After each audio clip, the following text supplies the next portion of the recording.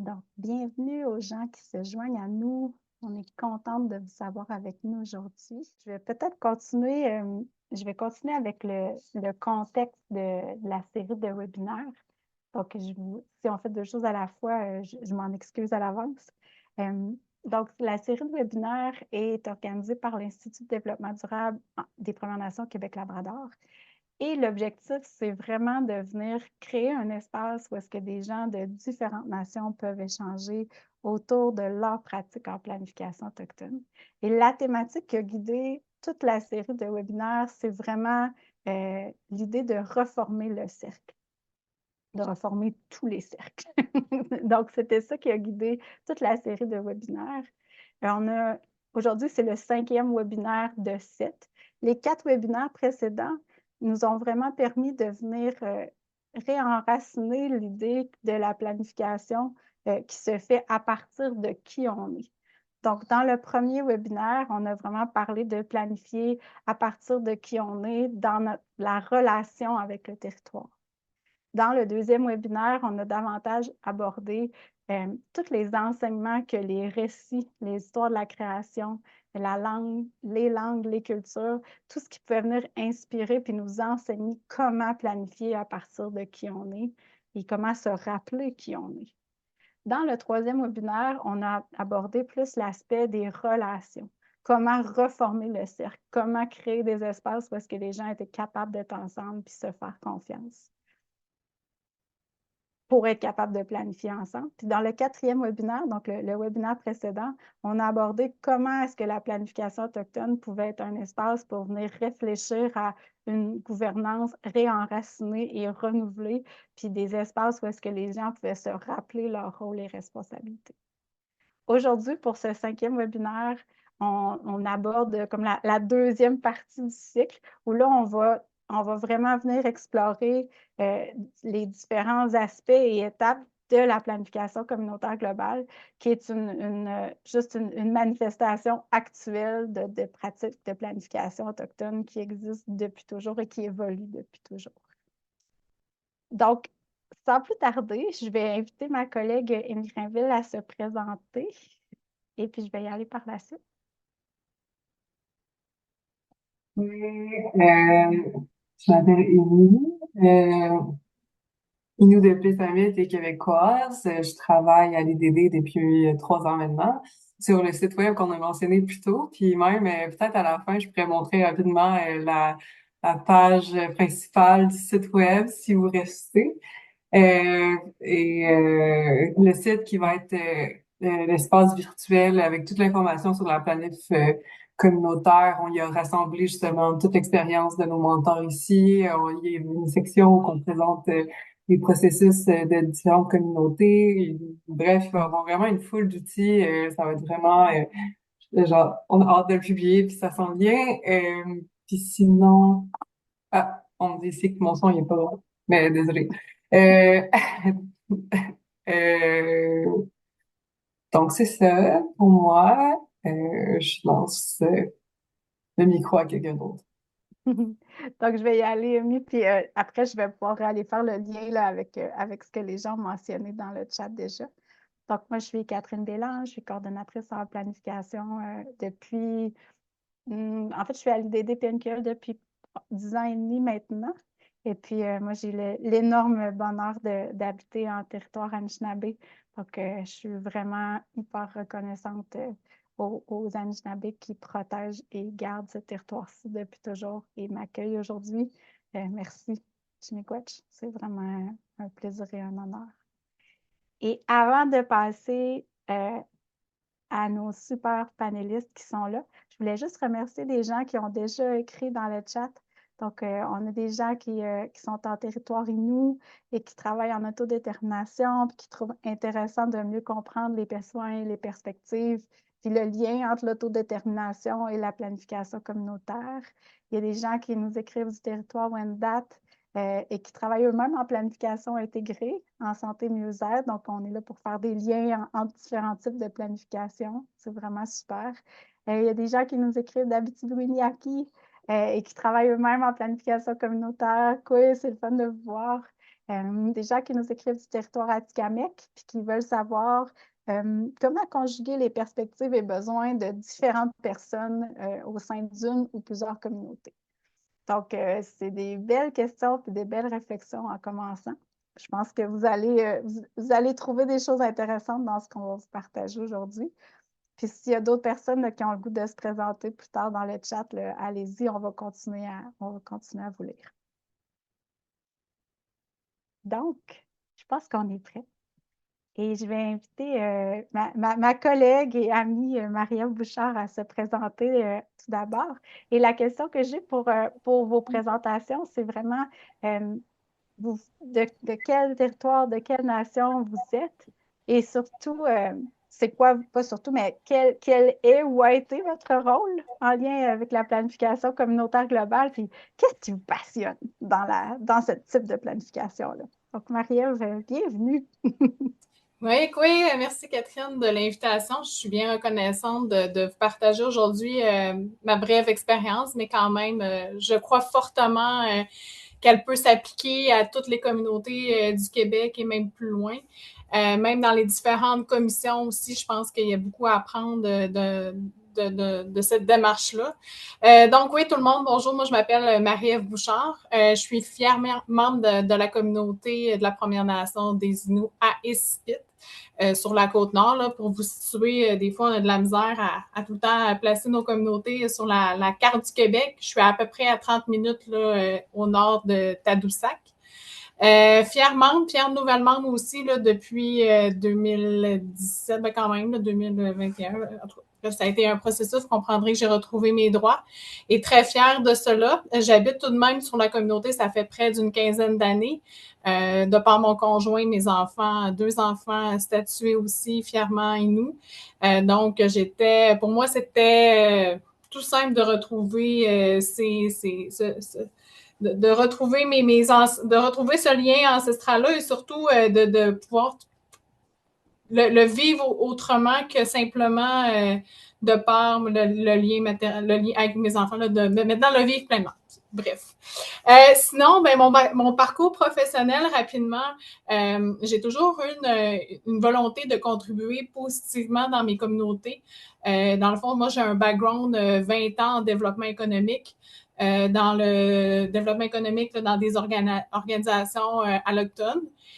Puis aussi en gestion municipale, j'ai fait à peu près 2 ans en étant directrice municipale. Puis après ça, j'ai décidé de venir travailler à temps plein dans ma communauté pour pouvoir y contribuer pleinement. Et avec, évidemment, le poste de coordination en planification communautaire globale. Gros mandat, je vous dirais.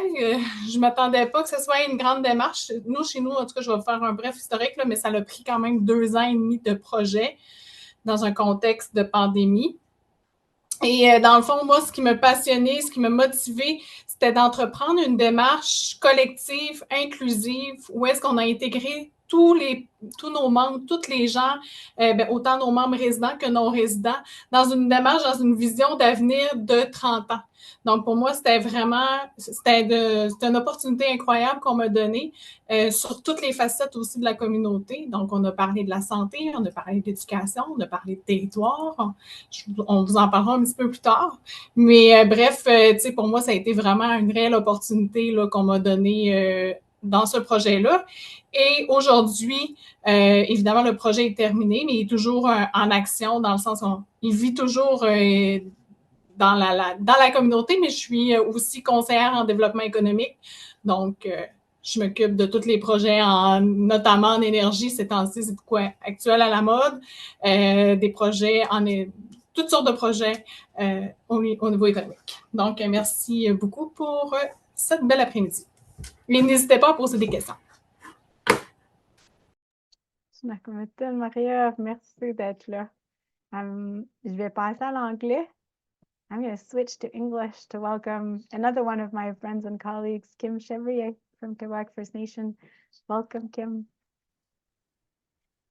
Thank you very much, Catherine, for inviting me again to one of your great webinars. I feel very privileged and honored to be able to share my experience. So I am Anishinaabe Kwe from Abitibi Témiscamingue area, the most southern part. My community is called Kebaowek First Nation.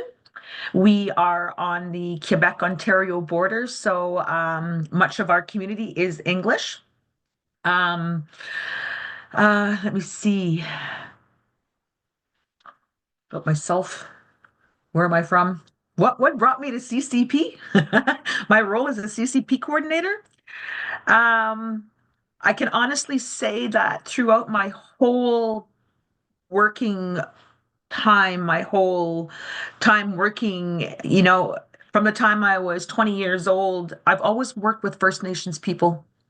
Although I was often in the urban setting, I still worked within those parameters of helping our Indigenous brothers and sisters, anywhere from Ottawa going right out west to Alberta. So I thought that, I was gone for a long time from my community and I felt a need to ground myself. And so with my two boys, I decided to take that step and return to my community. And that was a really big step for me. So coming back to my community, I dabbled a little bit with the Health and Services Department, first line services, working in that area. And it was, I think, a really good stepping stone for me because it allowed me to understand my community and create some relationships and know who they were as well as learning about who I was once again. And did that for a little bit. And then the opportunity came up as for the comprehensive community coordinator, planning coordinator. And I saw the posting. And for me, it was, I think, a really good way of addressing what I wanted to do in my community to help and support them.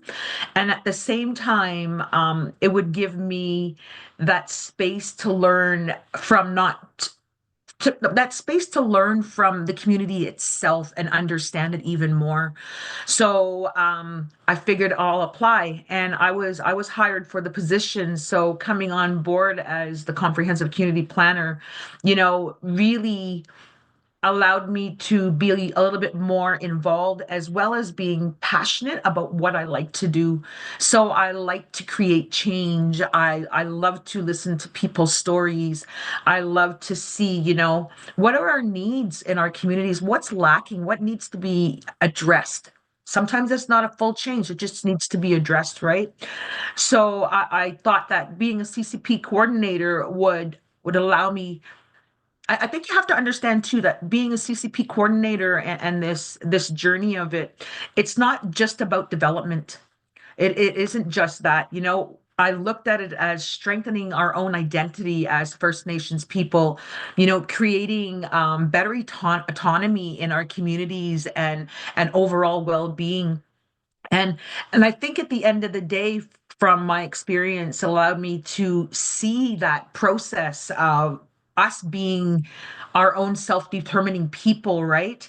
And being able to look at how are we going to sustain ourselves and incorporate that cultural continuity. And we know we've lost a lot of that.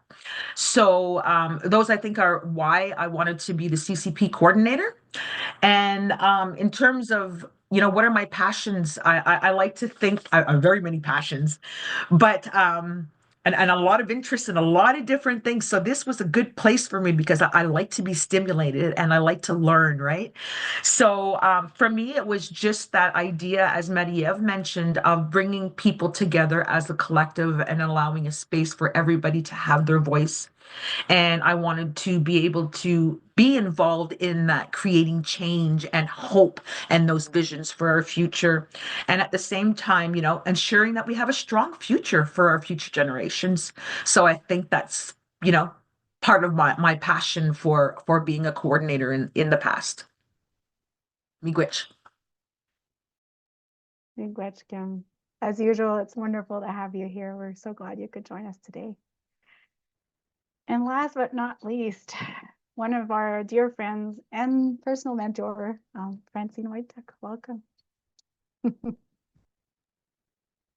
Hey, everybody. Wabapinesh question Indigenous cause, Kitigan Zibi Ninjaba. And my name is Francine Whiteduck, and I'm from Kitigan Zibi, Anishinaabe, unceded ancestral lands, which stems all the way actually right into the United States. Take that, Trump. And right up to north, just into the park there, and west. It's quite a big territory, and part of they call us Algonquin, we call ourselves Anishinaabe. And what's very significant about the territory is that we have one of the biggest oh, there's my dog. One of the biggest freshwater areas in the world and tributaries, and which is going to become very important in the future, and I think it's already there in the future. So I worked for the CCP project for 3 years. I started in May 2021 and finished in October 2024. And the process it was a chief and council who had decided that they would undertake a CCP process because it was a time of change. We had COVID happening. There was all kind of questions around climate change. How do you prepare? And a whole bunch of new technologies coming into play. And right now, of course, the focus being AI. And so we really needed to think about what's coming in the future. And there was also a recognition that there was a shift toward the youth and that the population was shifting. And the community had access for the first time to some resources that we never had before. We had $100 million land claim settlement. And there was also the funding that was available for doing community planning. So all those factors came into thinking about where we're going to go in the future, and the chief and council awarded a contract, which I won, and that's how I got involved, to look at 8 areas that included economic development, Anishinaabe culture, social health, lands, governance, and one area called Who Speaks for Us at different times, because there's a lot of different things happening and different leadership in the community that emerges at different times. So we wanted a little bit of clarity on that. And so we looked at it, and the plan was to be developed for 25 years and include all aspects. It wasn't just in the community on reserve or off reserve. It was where everybody was across the territory. So it was quite a big project. And one of the things that was unique, I think, and I'm not sure how many people, I had to cost the whole plan out. So our whole plan, what it would cost in the next 25 years to implement this.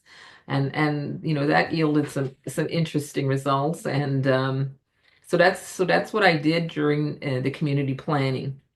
From a passion point of view, choosing to become the coordinator, like I said, I responded to a bid process, and I had extensive national and international program and evaluation experience and research. I run projects right across Canada, a lot of policy development that results from the work I was doing, and dealing at a national and regional level. And I just could not listen to anybody anymore talk about what should be done for Indigenous people. So the project, and that was really why I decided to bid on it, is if we're going to make change, it has to come from within. It has to come from ourselves at home, and that's where the change is going to occur. And also I'd been around for a while, and it was really time to start thinking about young people and how do you mentor them, how do you engage them and get them involved. So that was more of my passion in a lot of ways, in terms of the work I did. I was doing, and so yeah, so that's what I did for the last 3 years, and it was one of the most interesting times in my life in terms of how this project unfolded. I made a whole plan. Didn't really we started to implement it, but it turned into something different along the way. So what I've learned about CCP is that community planning is that you're going to make a plan and you're going to do it over and over and over, and right till the end of the project, really.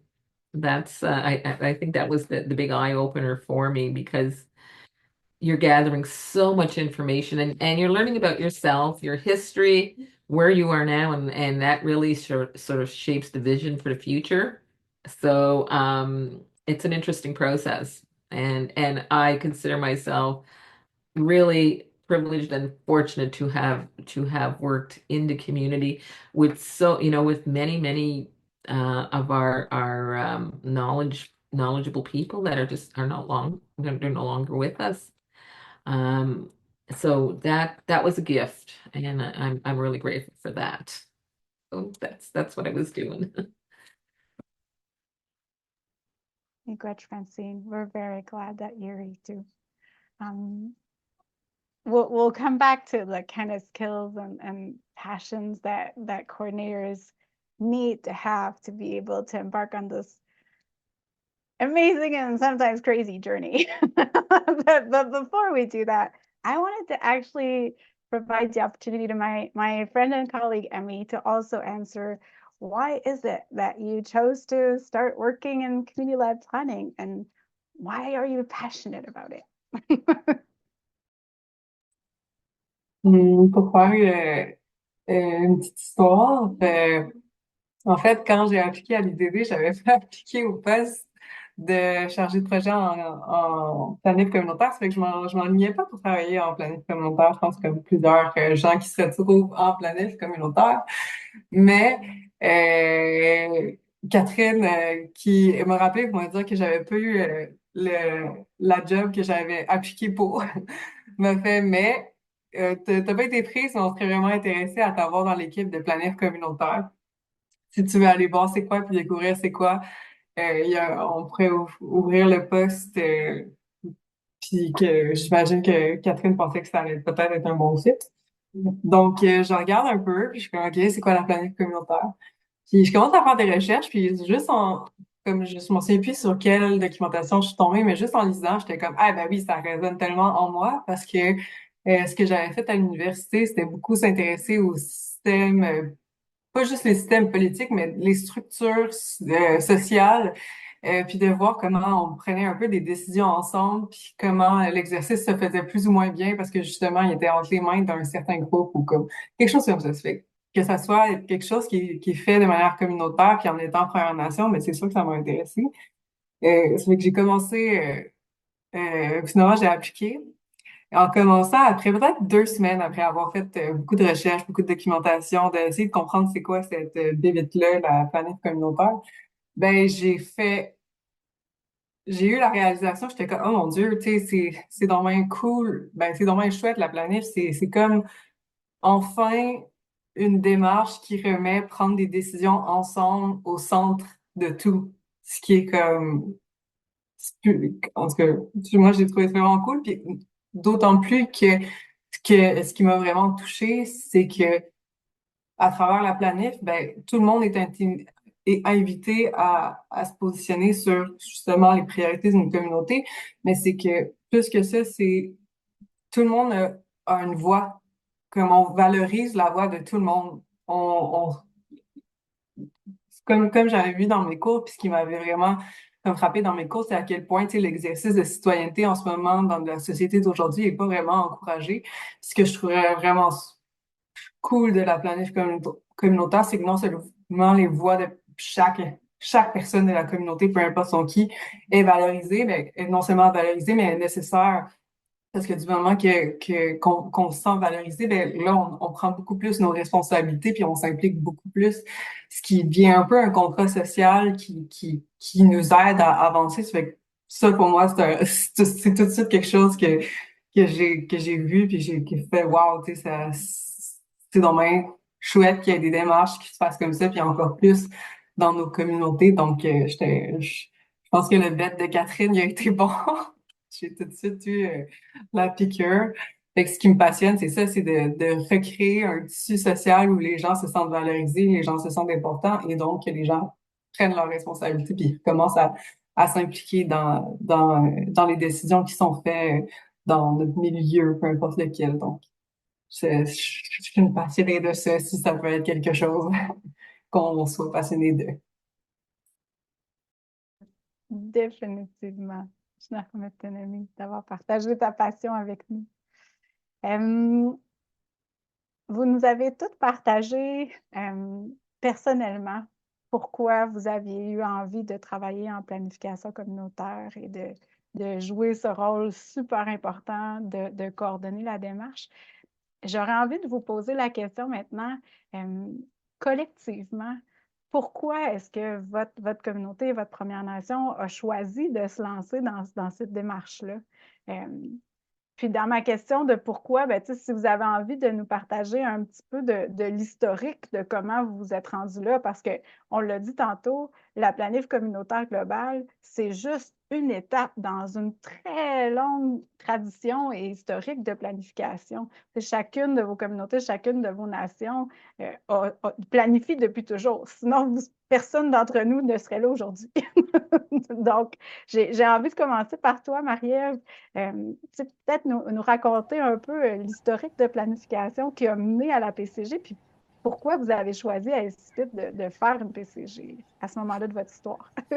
Oui, c'est vraiment drôle parce que finalement, on s'est aperçu après coup que nos anciens, moi je les appelle ceux qui ont bâti la communauté, là, parce que notre communauté, ça fait depuis les années 70 là, qu'elle vraiment, elle existe depuis plus des années 1800, mais je veux dire, le développement s'est vraiment pris en main dans les années 70. Puis à ce moment-là, on ne le savait pas encore, mais les gens qui étaient là à l'époque faisaient de la planification communautaire globale sans le savoir. C'est-à-dire que à ce moment-là, ils passaient par les maisons. Les gens qui étaient là, on était peut-être moi, ce qu'on m'a raconté, c'est qu'on était une vingtaine, 20-25 à habiter sur la communauté. Puis, les deux personnes qui habitaient, qui travaillaient pour le conseil à l'époque, ils ont passé par les maisons pour savoir qu'est-ce que les gens désiraient voir naître sur la communauté. Fait que ça, j'ai trouvé ça quand même assez fascinant qu'on ait eu parce que dans le fond, les gens qui étaient là à l'époque se disaient, ben, il faut que ça ait du sens, il faut voir qu'est-ce que les gens veulent voir, qu'est-ce qu'ils veulent voir naître chez eux. Fait que c'est un peu dans ce sens-là que notre communauté a commencé son développement. Fait que ça a commencé dans les années 70. Dans le fond, en passant par les maisons, on s'est doté tranquillement après ça de planification stratégique comme on voit, mais peut-être différemment d'ailleurs, c'est-à-dire qu'on avait déjà cette audace-là d'aller chercher les besoins des membres. Voilà. Puis après un certain temps, on était rendu déjà au bout d'une trentaine d'années, on s'est aperçu que ce que les membres avaient demandé à l'époque était déjà réalisé. Donc, qu'est-ce qu'on faisait avait déjà été fait. Puis, on était rendu à se relancer dans un exercice, les directeurs de l'administration, ceux maintenant qui travaillent ici, évidemment, l'organisation elle a grandi avec les années et chacun d'entre nous, notamment mon directeur du développement économique à l'époque, et lui voulait avoir un nouveau plan de développement pour le développement économique parce qu'à Essipit, on s'est lancé dans les pourvoiries, on s'est lancé dans l'hébergement touristique, on s'est lancé dans les croisières aux baleines, après ça, on a diversifié notre économie en se lançant dans les pêches, en tout cas, bref. Mon directeur, pour lui, c'était important de voir, mais maintenant qu'on a lancé plein d'industries économiques, on s'en va où? Et en parlant avec les autres directeurs, c'est là que tout le monde se sont rendu compte que chacun d'entre eux, finalement, était rendu au stade, à l'étape de se doter d'une nouvelle planification stratégique. Mais au lieu que chacun se donne une planification stratégique dans leur secteur, ils se sont dit, avant ça, pourquoi on retourne pas faire un exercice de priorisation de nos besoins auprès de nos membres? Puis notre communauté a tellement grandi depuis les dernières années pour savoir, qu'est-ce qu'on fait actuellement? Est-ce encore d'actualité? Est-ce qu'on travaille encore dans la bonne direction pour leurs besoins? Y a-t-il des choses qu'on doit améliorer? Y a-t-il des choses qu'on doit cesser? Puis y a-t-il des choses qu'on fait pas, qu'on devrait faire? Fait que c'était vraiment la planification communautaire globale. À ce moment-là, elle a pris vraiment son élan. Et là, évidemment, Catherine, avec l'IDDPNQL, est venue rencontrer notre équipe de directeurs, puis a proposé ce grand chantier-là qui est la planification communautaire globale.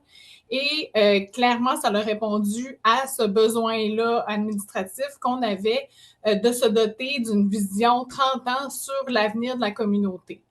Et c'est là que, dans le fond, l'adhésion commune a pris son essor, puis dans le fond, tout le monde a dit oui, on démarre ce grand projet-là. Fait que c'est un peu comme ça, tranquillement, que la planification est venue, dans le fond, est née. Puis je dirais que après ça, ben, ça a toujours été important aussi. En tout cas, après ça, on est parti sur des valeurs fondamentales. À partir de là, on s'est tout de suite dit que nous, c'était impérativement important ou c'était essentiel que tous les membres soient impliqués. Donc, pas parce qu'à l'époque, il faut dire que c'était les gens qui vivaient, les résidents. Mais nous, ce qui est particulier chez nous, on a 80% de nos membres qui sont hors réserve. Donc, hors communauté. Donc, on en a en Abitibi, on en a en Ontario, il y en a même qui vivent en Italie, comme la plupart d'entre vous aussi. Puis, évidemment, avec les nouvelles lois, les nouveaux membres statués, ben, il fallait trouver des moyens d'inclure tout le monde dans cette démarche-là pour qu'on puisse avoir vraiment une réflexion collective sur les besoins de tous, selon les différentes spécificités. Donc, ça ressemble un peu à ça, la démarche, les origines. Là, je relis un peu mes notes. Là. Puis c'est toujours en respectant, évidemment, notre devise. Là, chez nous, notre devise, c'est « pour nos pères et nos enfants ». Donc, c'est toujours dans l'esprit de qu'est-ce qu'on fait? On le fait pour nos jeunes, puis on le fait aussi pour nos aînés. Puis ça a toujours guidé notre démarche chez nous. Je ne sais pas si ça a répondu à la question, Catherine. Oui, certainement. Puis vu que je le sais, je vais oser dire que vous avez trouvé vraiment un slogan magnifique là, quand vous avez. Oui, ben j'ai pas pensé, mais tu sais, des fois, on a tellement beaucoup de choses à dire, mais en fait, chez nous, on voulait que les membres s'y trouvent puis que ça se connecte avec qu'est-ce qu'ils souhaitaient. Fait qu'on a trouvé un nom. Là, quand je dis on, c'est vraiment les membres ont trouvé le slogan. Dans le fond, le projet s'est appelé Oser rêver Essipit. Puis c'est ce qui a guidé, là, je peux peut-être rapidement vous montrer, en tout cas, là, si on le voit à la caméra, mais vous verrez sur notre site Internet, là, on a toute notre documentation, mais c'est ce qui a guidé tout le temps aussi. Puis on a tout le temps utilisé les mots-clés comme le oser, le rêver, nos besoins, ensemble, audace, inclusivité. On a toujours travaillé sur des mots très mobilisants puis très rassembleurs pour créer cet esprit-là qu'on voulait être unis tous dans dans ce projet. La communauté de mariage. Inspirant tout ça. Kim, je vais me tourner vers toi. I'm going to switch to English and ask you, how did CCP get started for Kebaowek First Nation? And why was it important for the team and for the leadership to actually start this process? Thank you, Marie-Ève. I love listening to you. You're so passionate about sharing your story. It's so appreciated. It's kind of hard to follow up sometimes, but I'll do my best. So we all have different stories, right? So for Kebaowek, I think a lot of what Marie-Ève has mentioned is kind of like a little bit of our story. We started ours in 2017. I think for the first 6 months, we did not even have a coordinator set in place. It was just more of a little bit of education and awareness going on what the CCP was, the basic context. And this is coming from my own personal perspective, right? And you know, when you work in community and you are wholeheartedly there and passionate and determined to try and make a difference, you can see things that are going on in community and you can see those gaps. And even speaking with my chief, you know, and exploring, you know, what can we do to try and make a difference? Like I said, it was already put out there. We'd already applied and been accepted, but it's like, why do we want to do this, right? And what's that history behind it? And I think sometimes, you know, we get those gaps in services and we get those gaps in programming, and you know, we do those strategic plans, but those strategic plans sometimes aren't for the long term. They could be 1 year, 2 year, 5 year strategic plans, but on a whole, where do we know what direction we want to go in? And I think there needed to be some kind of cohesion behind that. And I think within, you know, our administrative offices as well as our chief and council, everybody is so busy and sometimes everybody wears so many different hats. How could we centralize that idea that we wanted to make a change and we wanted to develop a long-term plan? So I think that was a big part of it, in regard to how do we build that capacity in order to make a difference? You know, what needs to happen in order to do that? And what steps do we need to take? So looking at it all, you know, and what kind of value systems do we bring to the table? Who do we introduce? Who do we invite? So these are a lot of questions that we had kind of like in our early pre-planning and that we had to ask ourselves, right? But I think that was probably some of the fundamental questions that we had for our community overall in how do we address what is lacking, and how do we make a healthier, stronger community? And I think this is why we took on that pilot project of being one of the communities, first few communities in Quebec that wanted to try and see what exactly could this CCP do for our community. And I think a lot of us, you know, when we look at everything in an overview of our communities, and we look at our strengths and our weaknesses and where do we need to build capacity, that came into those questions in the early parts of why do we need a long-term plan? Why are we getting on this bandwagon of CCP? Is it just there, or is it an actual movement that's going to make a difference in our communities? You know, so we had to decide, you know, why are we doing this, and what are we going to prioritize at the end of the day? You know, what are we going to look at in terms of why we want to do this, and looking at the history of what is already existing and what we need to enhance and make better. And I think too, just having that idea that it is a community collective voice that's going to help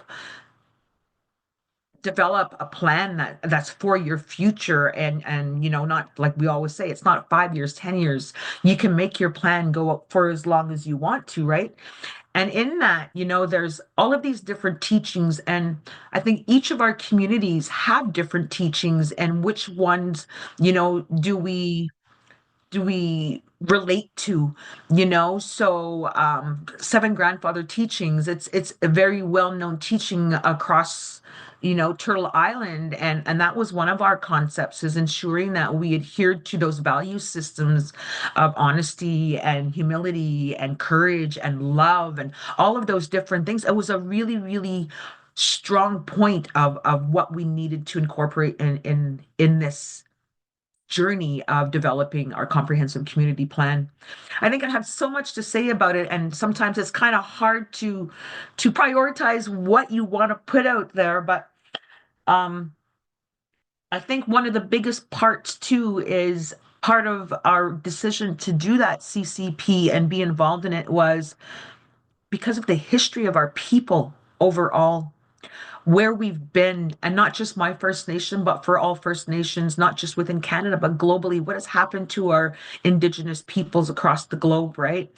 And looking at what we've lost. And sometimes I don't even like using that word lost. It's what has been displaced. our loss of language, our loss of culture, our loss of connection to land. And I think this CCP journey is something that is going to help our communities rebuild that and increase. We are resilient people, right? So to increase that resiliency within our communities and that connection to one another and a connection to our identity.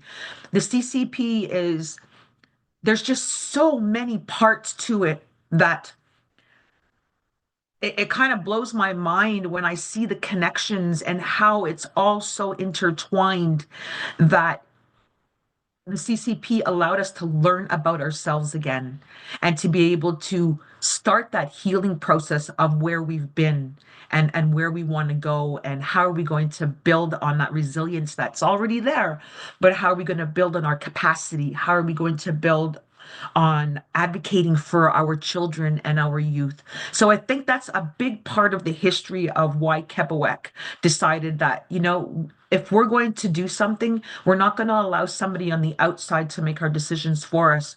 We are going to be the ones who plan for ourselves. You.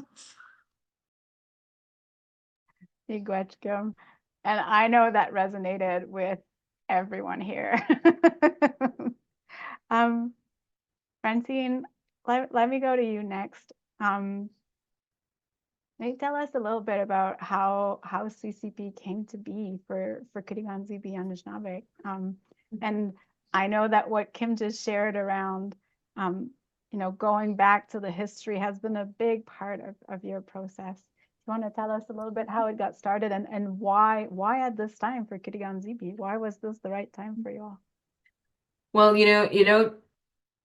just thinking about who we are, and if you look at the people of Kitigan, Zibi, and all our cousin communities out there, we've been around for so long, and one of the things I found so interesting when I started, because I started working with the language committee. That's the first people I met with, and during the whole process, I worked with the lexicon, the language,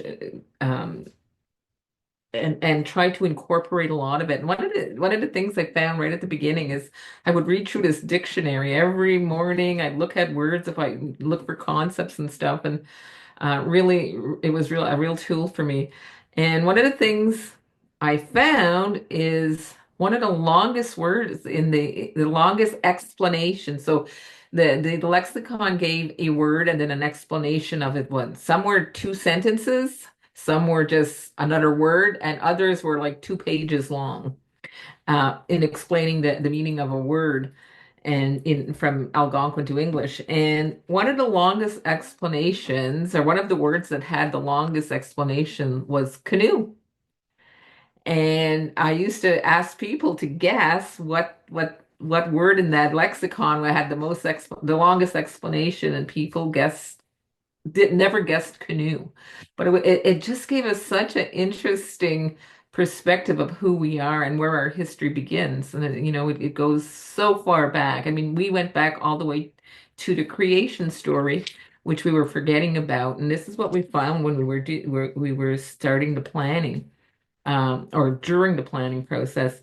And so our story starts then, and we were forgetting about that. So, I don't think we knew we were forgetting about it, but we were also seeing things like, and Kim just mentioned the values of who we are.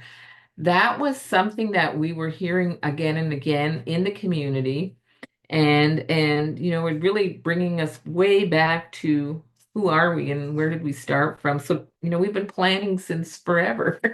And in the 1980s, Kitigan Zibi took over its administration of its education system and its health system, like many communities did. And that, brought a different change, a lot of development in the community. And we've been working on developing some of our institutions there. But by over time, as people left and came back to the community, as people became more educated, as people really went back to the roots of who we are and trying to understand the whole values that we live by, the collective community had this desire to get out of the Indian Act, and that started to grow. And just because of the awareness, we knew that a lot of the things we were running were really government driven, and we wanted to really say, well, that who are we? What do our systems look at? So that was a uh, created an impetus for us to really go back and look at planning, understand planning in the context of what was happening around us, and you look at around 2021, the whole residential school um, thing blew up. The finding of the children, all of that. I think we did some soul searching, and there was also Supreme Court decisions that were making us think, whoa, we have the rights that we have are recognized in a way they've never been. Territory development was happening. And we had a growing population, especially at Kitigan Zibi.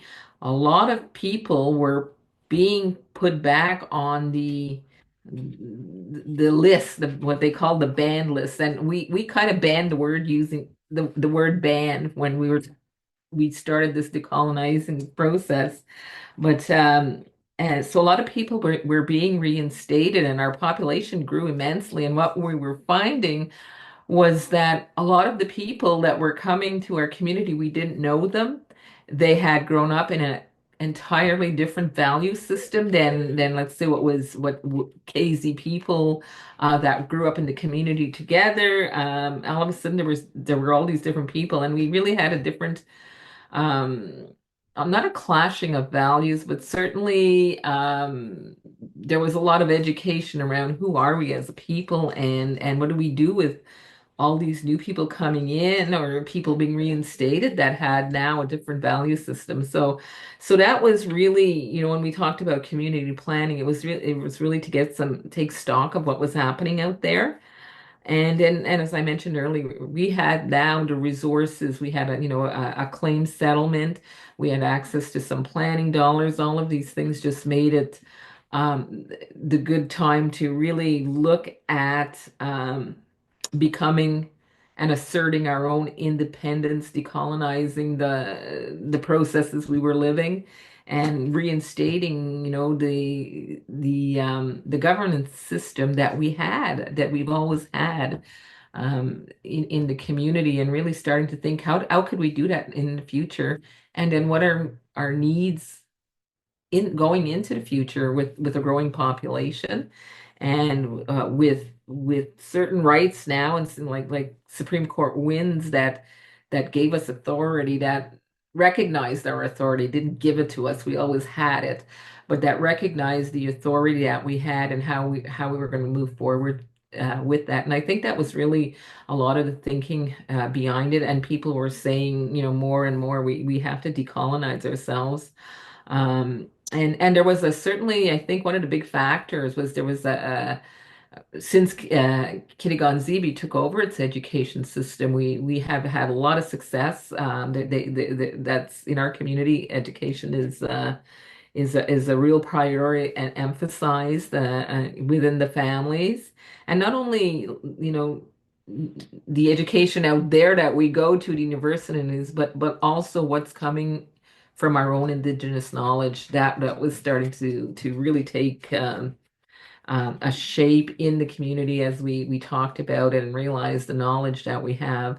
And so all of those things came together to say, okay, let's make a plan now. And we'll call it community planning, but it's really territory-wide planning. So that's what shaped where we are, and where we kind of went with the whole 3-year plan and developing it.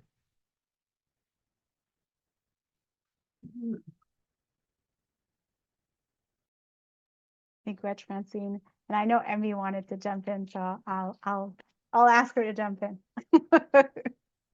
Ouais, en fait, c'est pour faire du pouce sur ce que les trois autres panélistes ont introduit. Je pense que je vais pas t'adresser la question de pourquoi, c'est quoi ce concept-là de planif communautaire, puis pourquoi c'est rendu que les communautés font ça?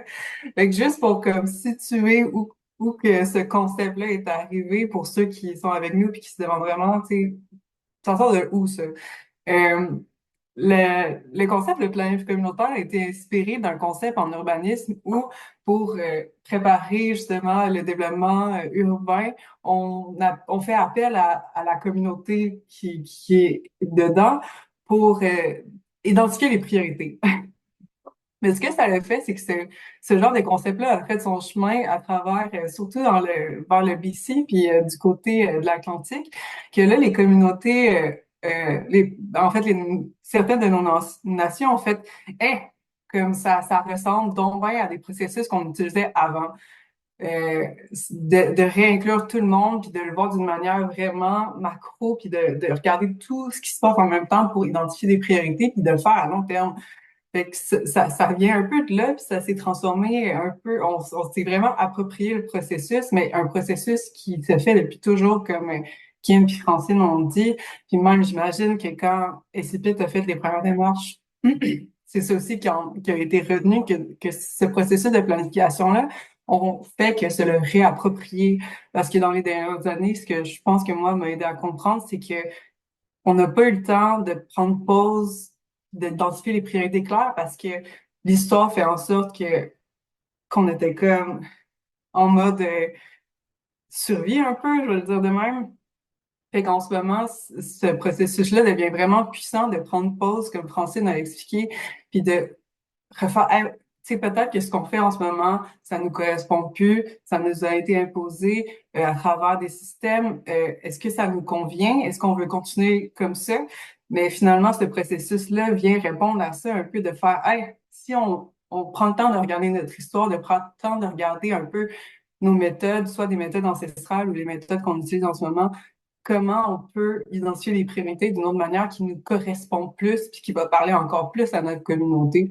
D'où l'élément de surtout communautaire et l'élément global qui est comme en soi juste une façon de dire on va intégrer tout ce qu'on est, que ce soit notre histoire, que ce soit nos cultures, le remettre au centre du processus de planification, puis partir de là pour identifier nos priorités pour les 25 prochaines années qui ramènent vraiment le concept des 7 générations futures. Fait que je pense que ça vaut la peine de le situer, puis nous qui est toutes vraiment habitués, ça vient d'emblée, mais pour ceux qui se demandaient, ça vient un peu d'où, je voulais juste poser ça. Merci, Émie. C'est une super bonne idée de restituer tout ça. Excuse-moi, je voyais qu'il y avait une question dans la section questions-réponses. C'est une question de Nancy. Nancy, je vais revenir à ta question dans une seconde. En fait, dans quelques minutes, parce que j'ai l'impression que ça va... on va y répondre à travers d'autres réponses. Donc, j'oublie pas ta question, Nancy. On va y revenir dans pas long. Avant d'aller plus loin, j'avais quand même envie de souligner, tu sais, à travers vos réponses, vous avez déjà identifié plusieurs ingrédients clés qui sont très pratiques quand on veut commencer une PCG. Puis je pense que je vais déjà les souligner parce que vous les avez mentionnés. Tu sais. Dans ce que vous nous avez dit sur pourquoi c'était un bon moment pour votre communauté de commencer une PCG, tu sais, vous avez toutes mentionné un désir vraiment fort des gens de votre communauté de se redonner une vision collective et je dirais vraiment décider ensemble qui vous vouliez être et qu'est-ce que vous vouliez faire pour être pleinement qui vous étiez. Donc, ce désir-là, il est vraiment essentiel. Puis, vous avez tout mentionné l'importance aussi de se redonner une vision à long terme. Donc, il semble vraiment y avoir un désir de sortir de la façon coloniale de planifier, toujours à court terme, toujours dans l'urgence, toujours dans la réaction. Fait que vous vouliez, je pense que par tout le temps, là, il y avait cette idée-là de recommencer à planifier sur plusieurs générations. Il y a vraiment aussi, dans tout ce que vous avez dit, un désir d'être ensemble. Tu sais, avec ces membres-là qui ont retrouvé leur statut, comment on fait pour s'assurer qu'on est encore un peuple, une nation, qu'on a des valeurs communes, puis qu'on s'entend sur comment prendre soin de nous-mêmes et du territoire. vous ne l'avez pas nommé, mais moi, je vais le nommer, l'importance d'avoir une personne et une équipe pour coordonner la démarche. Donc, on va revenir sur vos compétences plus tard, mais ces démarches-là n'auraient pas été possibles pour vos communautés si vous n'aviez pas accepté les mandats qu'elles vous ont confiés. Puis l'autre chose que j'ai le goût de dire, tu sais, Francine, tu l'as abordé un peu, l'idée que vous aviez du financement à ce moment-là, puis que c'était un bon timing. Mais ce que je trouve intéressant, c'est que c'est pas la première chose que vous avez dite. Fait que même si au départ, dans certains cas, le financement n'est pas encore là, le plus important, c'est la volonté puis le désir de se lancer dans cette démarche-là. Oui, vas-y, Marie-Ève. Ouais, moi, je rajouterais à ça, parce que je trouve ça important, puis le désir, puis quand c'est un désir politique aussi, ça devient d'autant plus facilitant pour intégrer ça. Tu sais, chez nous, je ne l'ai pas dit tantôt, mais la planification, notre plan communautaire global, c'est l'outil de prédilection pour prendre les décisions politiques. Fait que c'est quand même pas rien. Puis nos membres, notre conseil, s'est engagé auprès de nos membres à faire de ça leur outil de prédilection. Fait qu'on vient ici encore là plus ancrer profondément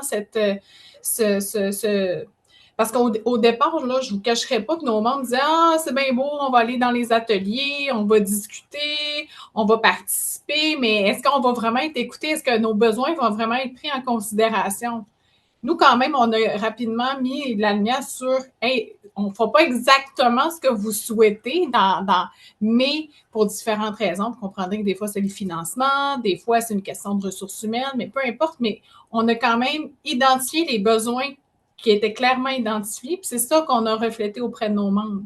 Donc, puis, on leur a dit, écoutez, il va y avoir un engagement, notre conseil souhaite vraiment prendre un engagement face à ça. Donc là, ils se sont sentis tout à coup, OK, la démarche, elle va être prise en considération. Donc, si je ne participe pas, ben, ma voix ne sera pas écoutée. Fait que, évidemment, ça nous a vraiment aidé. En tout cas, je pense que c'est un processus. Tu sais, tantôt, j'entendais le colonial, tout ça. Je pense que c'est là aussi peut-être la différence entre de faire cet outil-là, un outil qui nous appartient pour s'autodéterminer. Je pense que c'est important de le mentionner.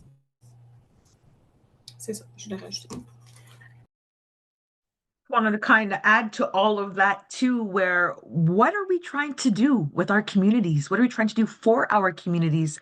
We are trying to empower them to have that knowledge and to have that willingness to know that you have the capacity to self-govern yourself. As Indigenous people, we have planned forever and we were successful. We're still here today. So I think the CCP process this is what we're trying to do, is to let the community know this is a collective vision. This is something that we want you to be proactive about and to be passionate about and know that your voices are being heard. And as Maria mentioned, okay, maybe we may not hit all of the items on our list, but in time we can just, adapt as we need to and monitor that progress, right? So it's really important to know that engaging our community and giving them the power is one of the most important steps in here. Even as the CCP coordinator, it's not me who makes decisions. It's listening to your community and listening to your members, no matter who they are or where they come from or what their stories are.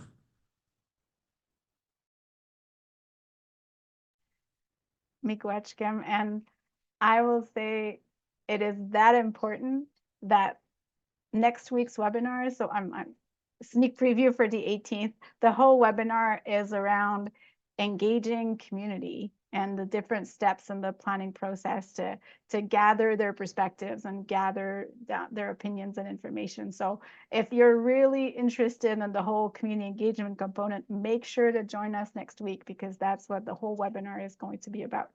But we're still going to talk a little bit about it today. So if you can't make it next week, you will still have a taste of it today.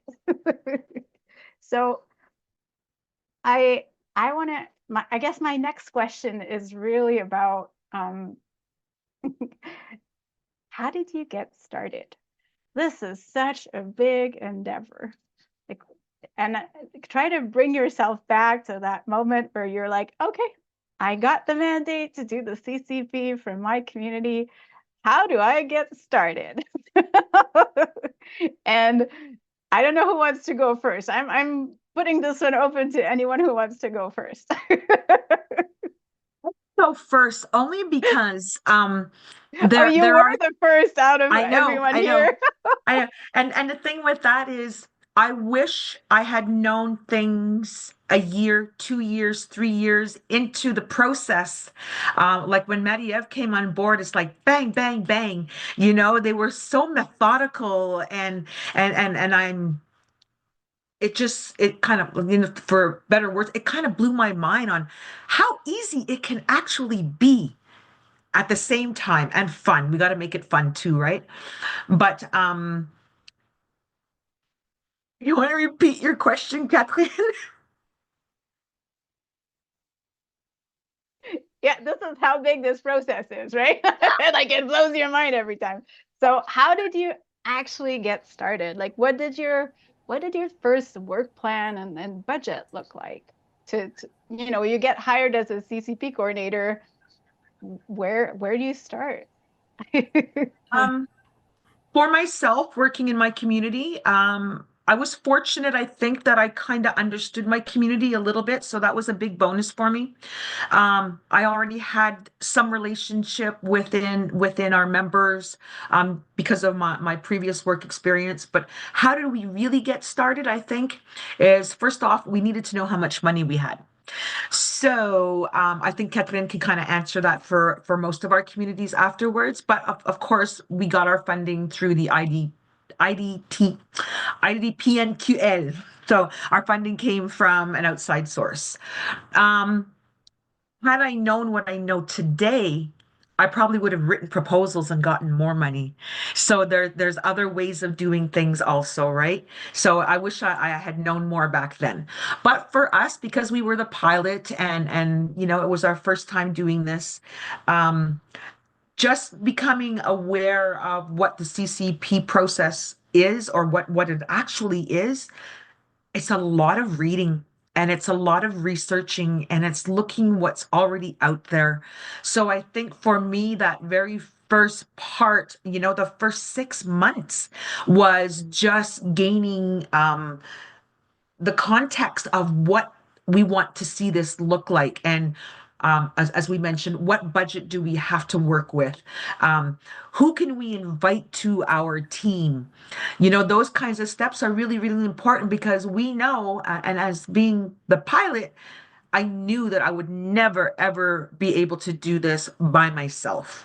So I think Mediev may have already touched on that also. This is not a one-man show here. You need as many supports from your community infrastructure, your administration, your leadership, your members themselves, and all of your members. So that's really, really important. So how do we get started? So just becoming aware of what it is and what we want to do and knowing what already is in existence. What do we already have? What's our pros and what's our cons? So understanding where your community is at that very, very onset of the start of the CCP journey is really important. For Kebaowek, we knew that, and we're not a huge community, but we knew that like I said, it wasn't a one-man show. And we knew that we needed to entice other people to be engaged. And so we did, some public awareness. We did things on the radio. We did, some newsletter articles to put out there just for education and awareness.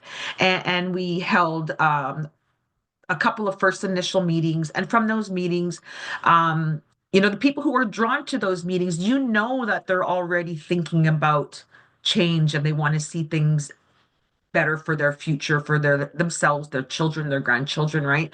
So often or not, you're going to have those individuals in your community already who are already passionate about making a difference.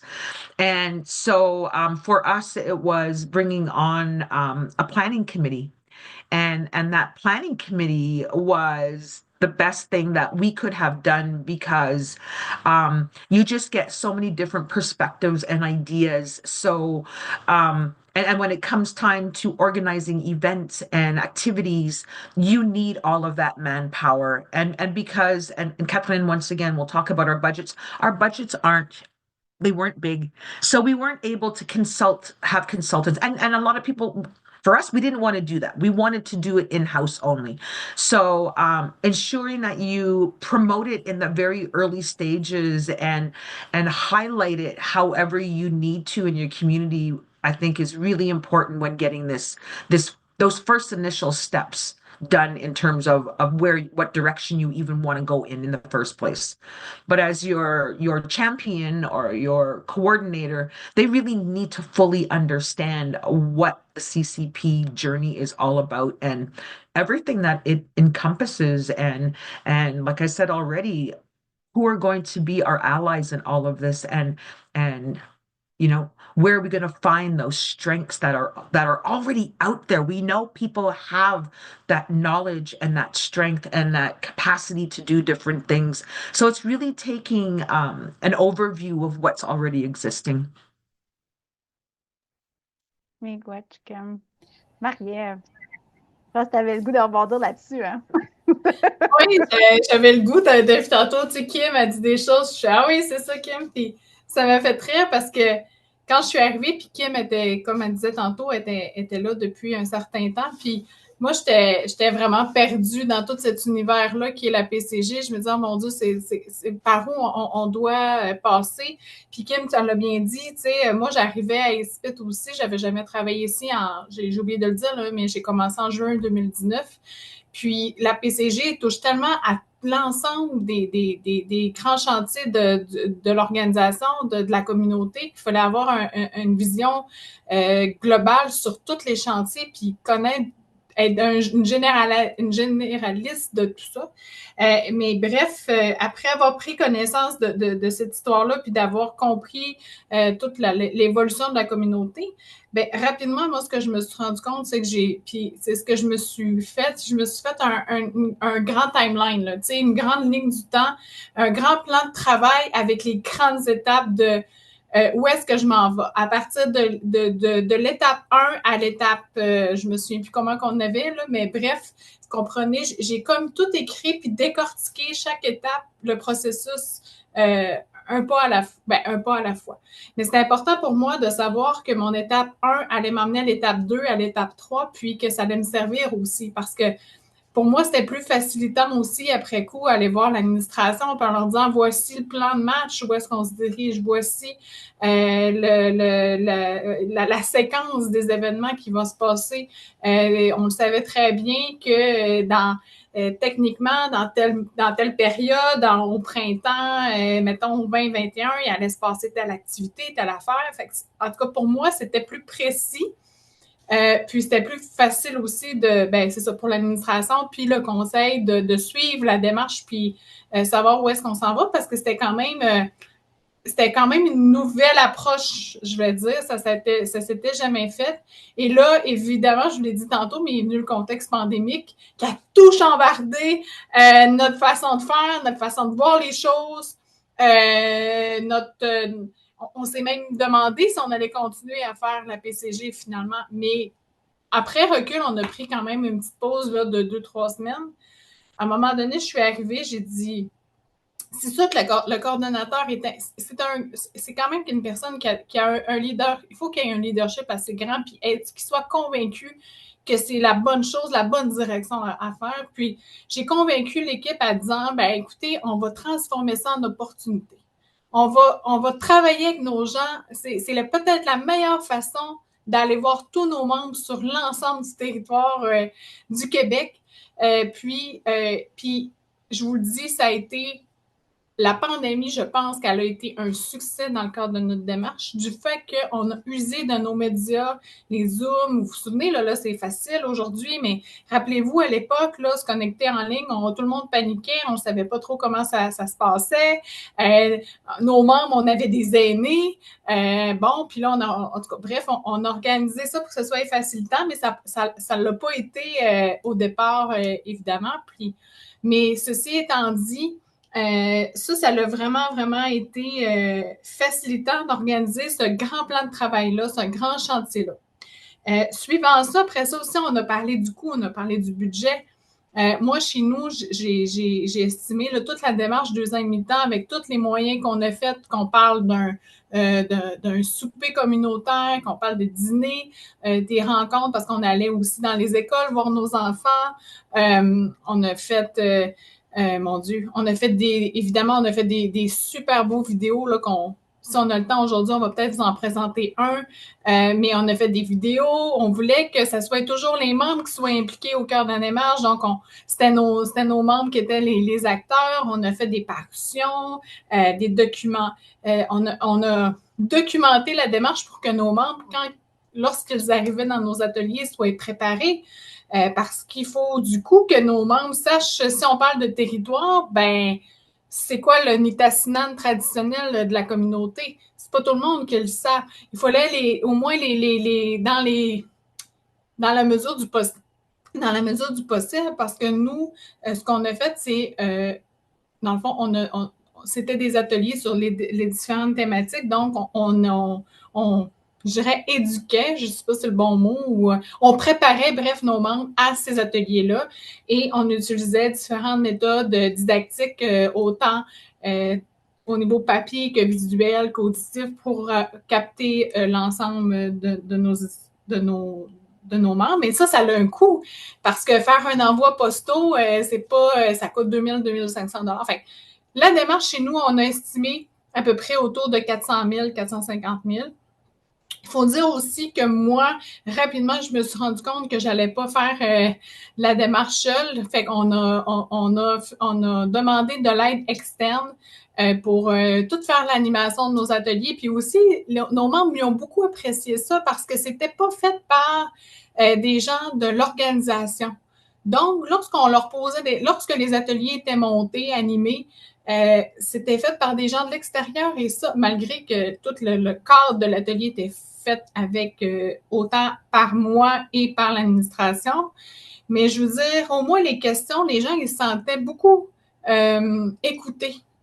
Parce que vous savez, hein, il y a des blessures des fois du passé, il y a des histoires, puis les gens n'osent pas dire ce qu'ils pensent tout bas. Fait que pour nous, c'était important aussi d'avoir une animation très impartiale. Donc, mais ça a un coût. Ça a un coût. Donc, rapidement, ben, tout ça, on l'a budgété. Puis, bon, c'est comme je vous dis, là, la démarche. Mais ce qui est important de dire, Kim, elle l'a bien dit, on est allé chercher du financement, qu'on a parlé des pays, là. Mon Dieu, les lettres me manquent, là, mais il y a eu des façons d'aller chercher du financement quand même assez... qui n'a pas coûté, en fait, dans le fond, ça a été une démarche là, quasi nulle là, que ça a coûté pour le conseil.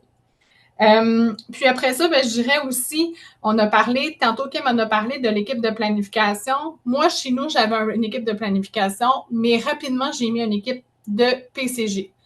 Donc, une équipe de PCG, en fait, c'était une équipe qui était constituée de membres de la communauté qui représentaient l'ensemble, soit des résidents, des non-résidents. On avait des femmes, on avait des hommes, on avait des jeunes. Puis après ça aussi, on n'avait seulement qu'une élue. Et cette élue-là, c'est important de dire qu'elle était en fait, le rôle du comité était un rôle de coupe-panache, donc les gardiens de la démarche. Donc, ils étaient les écoutes de la démarche. C'était pas des gens qui dirigeaient la démarche, qui allaient dicter exactement comment elle allait se passer. Mais moi, j'allais beaucoup me valider auprès d'eux à savoir qu'est-ce qu'on faisait, est-ce que ça répondait toujours aux besoins des membres. Eux aussi allaient voir les membres, ils étaient un peu les gardiens de la démarche, allaient prendre un peu le pouls sur le terrain. Mais c'était surtout des oreilles. Donc, quand on organisait des ateliers, des soupers, ils posaient souvent des questions, puis ils ramenaient qu'est-ce qu'ils avaient entendu lors de ces grandes rencontres-là. Et ce comité-là a suivi la démarche du jour 0 au jour Z. Et ça a été vraiment aussi une fierté qu'on a eue envers ce conseil des sages-là, qui est inspiré là, des pures traditions Innu, si on veut. Fait que ça ressemble à ça. Puis aussi, un grand point, une fois que tout ça a été mis en place, ben, rapidement, on est venu en mode plan de communication. Je n'ai parlé tantôt, mais ça a été super important pour nous que la démarche ait sa propre identité, son propre visuel, donc oser rêver Essipit, qu'on ait... Bon, parce que, veut pas, on s'adresse à des aînés. On s'adresse à des jeunes. On s'adresse à toi, à moi, à mon cousin, ma cousine. On s'adressait à monsieur et madame tout le monde, mais c'est pas toujours le même langage, la même façon de travailler notre vocabulaire. Puis même quand on communique une lettre avec nos membres, je veux dire, il faut être conscient que ce qu'on souhaite communiquer soit bien interprété. Donc, rapidement, c'est doté aussi d'une méthodologie de communication pour s'assurer qu'on la démarche soit bien véhiculée auprès des membres. C'est ça. Merci, Marie-Ève. Il y a beaucoup d'éléments qui sont ressortis. C'est le fun. J'ai envie de... Je vais repasser à l'anglais. I want to go to you, Francine, before we go to break after. I'm curious. I mean, you were, out of all the amazing women here, you were the last one to start your CCP. How was it for you? How do you get the show on the road for Kitigan Zibi? Well, like I said, so my process was a contracted process, but I was very lucky. So I proposed that we have committees, and I had proposed 5 committees, and chief and council were, fine, go do it. And they were very, I must say about the chief and council, they were very um supportive in the sense that they just said, okay, Francine, just go and talk to the community and do what you have to do. And the methodology, they weren't that concerned with it. It was more like the process and learning what we to sort of take stock of where we were at. And so some of the key ingredients for a successful start is kind of where I'm going to focus on. And there were some things there when I was thinking about this, questions that were really important, and I look back now, and some of them I knew, some of them I didn't. But like Catherine said, I came into this process, I think 14 or maybe 12, and I was the 14th a person to be coming on as our community as a starting the CCP process. So I was really lucky. I had the luxury of everybody else's knowledge to build on. And that was, and when right at the time I came in to start the planning, the people who had, the circle was created, of course. And I just have to tell you, I was there. Oh God, I'm not dealing with a circle. I did this before. I don't want to do this. It turned out to be one of the greatest sources of knowledge, because I learned right off of the bat, from the get-go, when I came into the process, people were talking about the lessons they had learned in their planning process. And at that time, they said addressing trauma, intergenerational trauma, lateral violence, and what was happening in the community. You cannot do community planning if you don't address that in some way. And so that was the point I came in. It was a great start to the project, because we held some workshops after learning this, and there were some examples where communities started their planning, but then they had to go back and have these workshops or do some work around that. So I had the advantage that I was able to hear right from the beginning, and I took heed on what people were saying. And we did hold a session. We held 3 sessions, with one with chief and council, and the next with the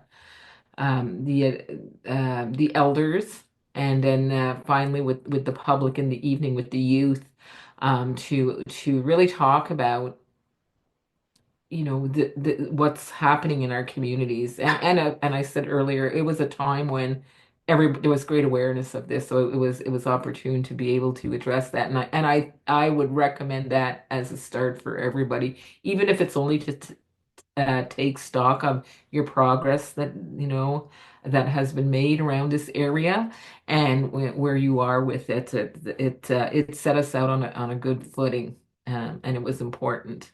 And it signaled to the community that this was an important part of the process as well in community planning.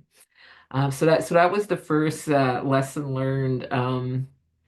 I think the second one, a key ingredient for a successful start, is really understanding who you're dealing with. I mean, we all know our communities and we know everybody, but when you think about the changes, you don't see them. You don't see it when you're, when you're in the middle of everything, you don't really see it clearly. And so what I did is, and I looked at the statistics and I kind of knew the statistics and I mean, the work I did in evaluation, I look at stats all the time and kind of know the population stats. But what I did is I worked with the membership person to break down what are the characteristics of our population at KZ, of the whole community, not only at KZ, um, um, to say break it down by the generational groupings. And that was really interesting because one of the questions I asked chief and council, I asked the employees working in the administration when we had a session with them, and in myself, we all got this question wrong. And so I said, what is our biggest, if you look at all the segments of the population, who is our biggest group? Is it the millennials? Is it the baby boomers? What does that look like? And I actually worked with the membership person, and we kind of roughly estimated it all. Well, we were all wrong in our answers. So everybody taught that the biggest group that we were dealing with in our own community was the baby boomers, because that is, so if you look at all the stats and you always see the baby boomers are the biggest group. Well, when we actually broke that down in the community, it turned out it was the millennials. But I asked chief and council, I asked the administrative staff when we were all meeting, who nobody had that right. Because we all knew the stats, right? We thought we had the right information, but when we looked at it, turned out it was the millennials. And actually the only person who got it right was the chief, who was, I think he was 32 years old. He was a millennial himself. But the fact that we all got it wrong really kind of said, okay, we really need to think about, where we're looking for our information. That was the biggest, for me, that was the sort of the second biggest thing. Really give that a lot of thought. And so somebody had also mentioned really taking stock of where you are. And not only taking stock, but write it up, because I'll tell you at the end, I could speak from experience here. At the end of the when I came to put together the final report and put all the information together, now you're gathering information for 3 years. And I had done a profile of the community and whatever, but when you sit down and you write it, that is a very insightful process. And so if you write it up first, you're going to save yourself a lot of trouble in the end, even if you have to change it. And in our case, we did, because there was a lot of things that happened. We had COVID, we had a staff turnover. I don't know what happened. People retired. The staffing situation that was hitting everybody was also hitting us. So we had new people in place. People who were just getting familiar with what the programs actually were about. And so we had to deal with all of this. Looking back, if you have a template where you write it all up, don't wait till the end, do it at the beginning. I think it'll be a lot easier in the end, because as you go back 3 years, there's so many changes, you don't know where you were.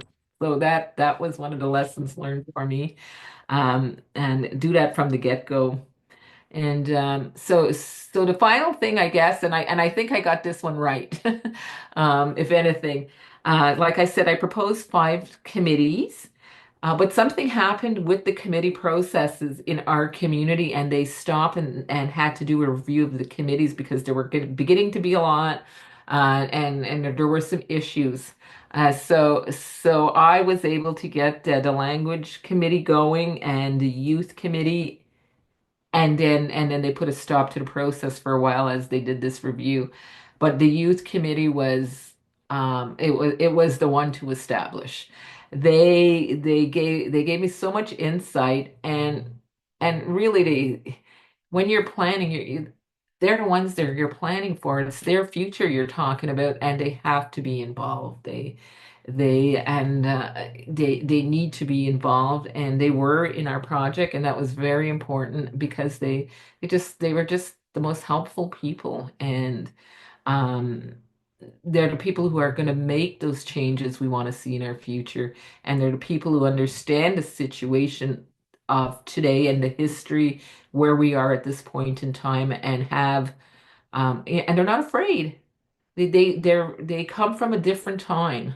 These young people, the young people, they grew up in a different time, they were raised in a different time, they have confidence, just all, and didn't have to deal with a lot of the stuff that maybe the people before, that we did, and our parents and grandparents before. So they are confident, and they don't have all that baggage with them. They're aware of it, and they're ready to jump into the future. So they were great, I must say. And I think those were the key ingredients for me. Mais good, Francine. Donc, bienvenue tout le monde. Welcome back, everyone. On va recommencer tranquillement parce qu'on a énormément de choses qu'on a encore envie de partager avec vous d'ici la fin. Je vois que Marie-Ève et Francine ne sont pas revenus encore, mais je vais me permettre de continuer avec le volet financement parce que de toute manière, c'est de l'information qu'elles ont déjà. Donc, si vous voyez dans le chat, dans le clavardage, j'ai mis les liens vers la version française et la version anglaise d'un programme de financement qui s'appelle le Programme de développement professionnel et institutionnel, le DPI, de Services aux Autochtones Canada. Donc, pour les gens parmi vous là, qui auraient envie de commencer une PCG dans leur communauté ou qui accompagnent des communautés et qui veulent leur donner l'information de où on trouve du financement, le DPI, c'est pas mal l'outil que le fédéral utilise pour financer la coordination d'une démarche de PCG. Donc, le Bureau régional de Services aux Autochtones Canada considère que la PCG, c'est une priorité régionale dans le cadre du DPI. Donc, vous pouvez faire une demande. C'est des demandes qui se font annuellement pour aller chercher du financement. Aux dernières nouvelles, le maximum que vous pouviez aller chercher par année pour la coordination d'une démarche de PCG dans le cadre de ce programme-là, c'est 70 000 $. Donc, on s'entend que ce n'est pas nécessairement suffisant pour l'entièreté de vos activités. Il y a la possibilité de venir bonifier ce financement-là dans le cadre du programme DPI en ajoutant aussi des activités liées à la mobilisation communautaire ou liées à la formation des élus ou de votre cordeau, des choses comme ça. Donc, on vous invite vraiment à contacter le Bureau régional de Services aux Autochtones Canada si vous voulez de l'information sur ce programme-là. Puis là, dans le chat, je vous ai aussi mis le lien en anglais. Si vous avez besoin de savoir qui contacter pour ce programme-là ou vous voulez plus d'informations, vous pouvez bien sûr appeler le Bureau régional de SAC, mais vous pouvez aussi me contacter moi. Là, je vais vous mettre mes coordonnées dans le chat. Régulièrement, on appuie là, des gens de différentes communautés qui font des demandes à ce programme-là. Donc, n'hésitez pas, là, nous, on est là puis on vous assiste autant qu'on peut gratuitement. Donc, ça, c'est pour le volet du financement fédéral. L'autre chose que j'ai envie de dire, puis Émie, je vais te donner la parole dans un instant, mais je vais juste terminer ça. C'est aussi tout à fait possible d'utiliser vos revenus autonomes pour venir faire cette démarche-là. Donc, c'est vraiment, vous pouvez faire ce que vous voulez là, de ce côté-là. Puis, il y a aussi des fois la possibilité de venir, je dirais, combiner certaines démarches qui sont déjà en cours. Donc, si vous êtes déjà en train de faire de faire une démarche pour venir mobiliser la communauté, je ne sais pas, mais autour de grosses questions liées au territoire ou liées à l'éducation ou à la santé mieux-être, bien, c'est tout à fait possible que votre équipe en PCG puisse venir s'allier à l'équipe qui fait cette démarche-là de mobilisation communautaire, puis qu'ils puissent faire les activités ensemble. Fait que vous avez déjà une partie du financement de mobilisation qui est trouvée parce que ça provient d'un programme qui est déjà existant. Donc, ça, c'est Kim qui nous l'a beaucoup enseigné. Elle dit toujours, piggyback on each other's activities. Donc, combiner puis collaborer entre les différentes équipes dans votre communauté. Donc, c'est vraiment une façon où on peut aller chercher du financement de plus. Émie, qu'est-ce que tu avais le goût d'ajouter? Je peux juste ajouter que toute cette information-là va aussi se retrouver sur le site web qui va être publié prochainement. Bien entendu, on a vraiment hâte qu'il soit là. Vous allez retrouver pas mal d'infos. C'est ce que j'avais le goût d'ajouter pour le financement. Je ne sais pas, Marie-Ève ou Kim, ou Francine, est-ce qu'il y avait d'autres choses que vous aviez envie de dire sur le financement avant qu'on arrive dans des choses moins techniques? Ben, moi, peut-être une chose que j'aimerais dire, mais tu l'as bien dit, c'est dans le fond, la bonne porte d'entrée, c'est d'appeler Catherine, puis elle va vraiment vous aider à vous supporter, vous accompagner dans la demande. Fait que n'hésitez pas à la contacter. Merci, Marie-Ève. Bon, ben, maintenant qu'on a parlé du financement, c'est fait. J'aurais envie si ça vous tente, qu'on pense un peu à l'élément de la coordination, parce que c'est vraiment important. À travers ce que vous nous avez parlé tantôt, vous nous avez déjà indiqué plusieurs compétences ou qualités que la personne qui coordonne doit avoir. Tantôt, vous avez mentionné l'importance d'avoir de la curiosité puis d'être passionné à propos du fait d'apprendre. C'est d'en apprendre plus sur sa communauté, sur son histoire, sur les désirs, les besoins, les priorités des citoyens. Vous nous avez parlé de l'importance aussi que la personne qui coordonne ait des compétences pour ramener les gens ensemble, être capable de créer des espaces. Francine a mentionné de l'approche sensible au trauma, créer des espaces où les gens se sentent bien, se sentent en sécurité. Vous nous avez aussi mentionné l'importance d'être vraiment au service de la communauté, puis passionné par son mieux-être. Kim t'a mentionné aussi le désir de renforcer le pouvoir d'agir, hein, l'empowerment, tu nous as mentionné ça aussi. Vous nous avez aussi mentionné l'importance que la personne qui coordonne croit que le changement est possible, puis est capable d'incarner ça. Puis vous nous avez aussi mentionné l'importance d'être capable d'avoir une vision d'ensemble, hein, que ce soit à travers l'idée du plan de travail de Marie-Ève, qui a toujours gardé une vision claire, ou que ce soit à travers ce que Francine nous mentionnait, d'avoir la curiosité d'aller chercher des données, puis d'être capable de confronter nos propres perceptions avec ce que l'information nous dit.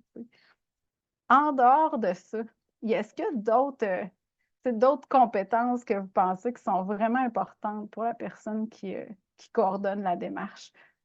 Y a-t-il d'autres choses que vous dites, ah ça, moi j'ai ça, puis ça m'a vraiment aidé, ou je ne l'avais pas au début, puis je suis allée le chercher? Ben, moi, si je peux prendre la parole, peut-être que je ne m'étais pas vue comme ça, mais ce qu'on me dit souvent comme, mettons, qualité, puis comme qu'est-ce que ça prend pour faire ça, ben ça prend quelqu'un qui est capable d'aller chercher les bonnes personnes au bon moment. Puis être capable, tu sais, tantôt, Kim, elle a quand même aussi bien dit, de reconnaître qu'on n'a pas toutes non plus les forces partout, puis on n'est pas on n'a pas des, tu sais, puis rapidement d'aller chercher les bonnes personnes, de les impliquer, puis ben, c'est ça. Fait que moi, c'est ce que je rajouterais à ce que tu viens de dire, en fait. Mm-hmm. Totally agree with you, Marie-Ève. So having that community connector, who is your person in your community who has that capacity to communicate with other people, is not afraid to reach out, have that passion about making that difference. You also need somebody who's very organized and very detail oriented, as Francine had mentioned, keeping track of everything and putting that down on paper, however you choose to do that, but ensure that, they're able to track that progress and keep that process moving forward. I think a really key one too is to have somebody who's respected in your community. They need to be respected.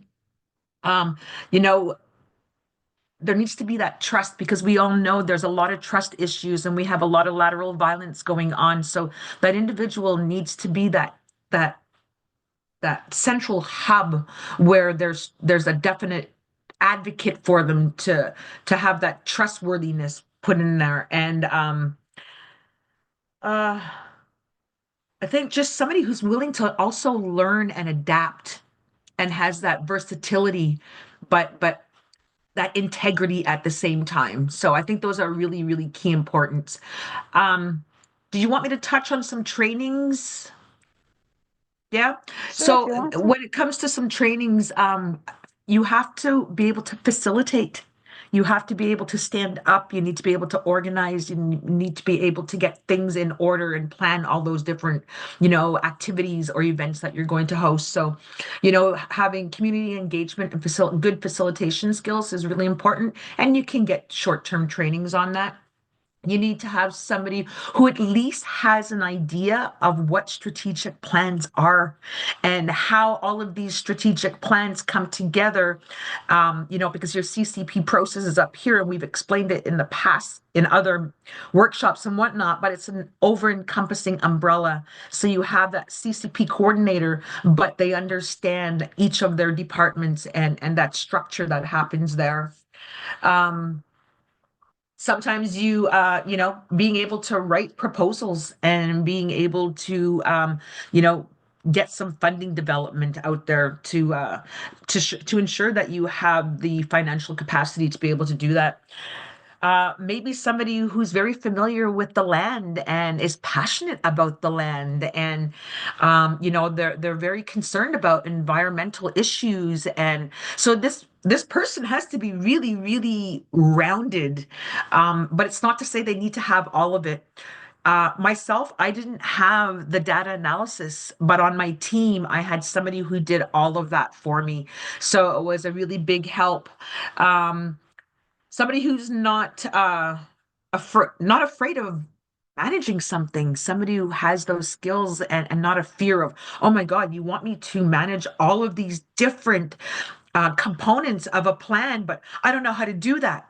But these are trainings that are also offered out there, and maybe at the same time, understand a little bit of a business aspect or entrepreneurship, that kind of thing. I know it sounds like a lot, but you need to be able to identify what's lacking and what kind of business opportunities can come up, or what kind of marketing investment strategies can develop, that kind of thing. So like I said, there's a lot of different areas, but I think that those major ones is that compassion, passionate, a good project manager, community engager, and a really good listener, because you are always listening to people, and you're able to document. Don't forget to document, because you will never remember everything.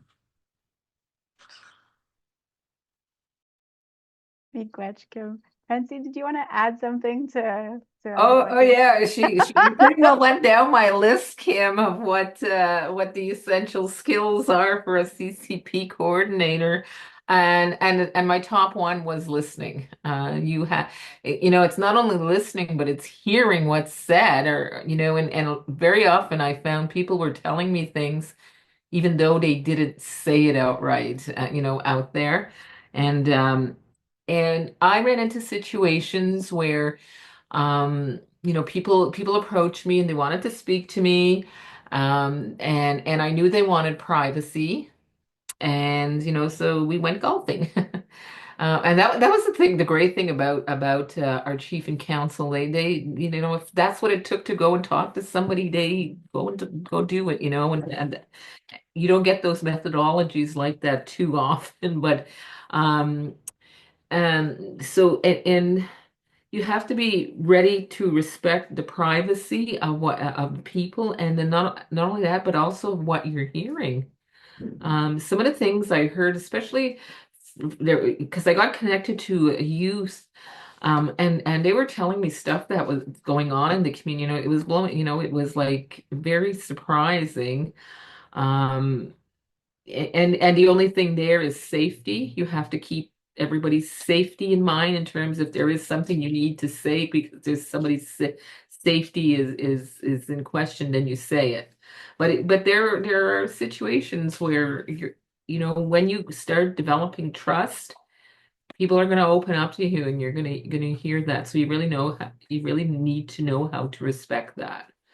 And the analytical ability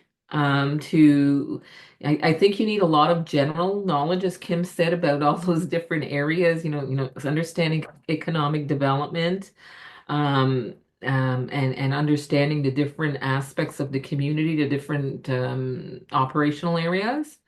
But also not being afraid to develop those deep insights into what the community is. I reviewed 21 years of financial statements.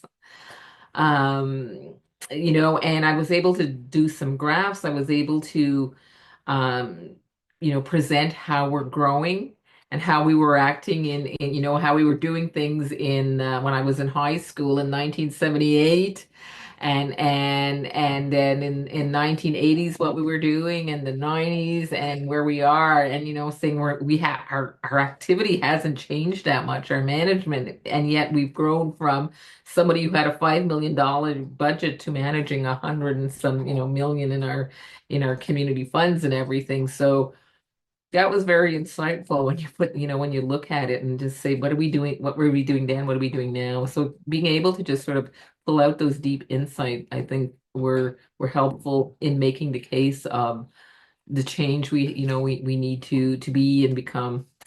And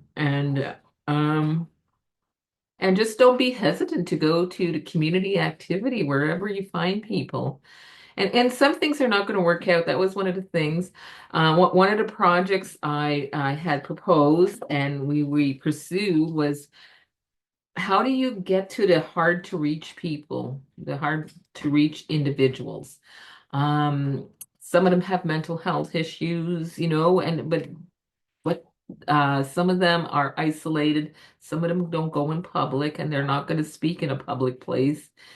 Their insights are so great, and to be inclusive, you really need to reach out to them. But they're hard to reach individuals, and I tried 30 different ways to do it in some cases, and it just didn't happen in the way I would have liked to see it. Which is unfortunate, because they should be heard from as well.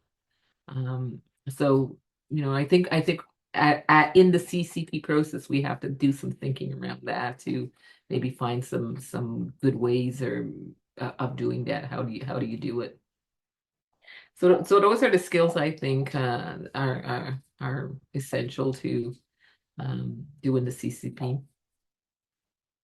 And the facilitation skills.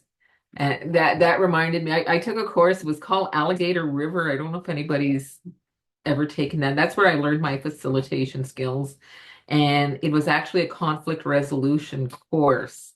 And it teaches you not to be involved in the subject matter, but to be facilitating it. So it means you stay on top.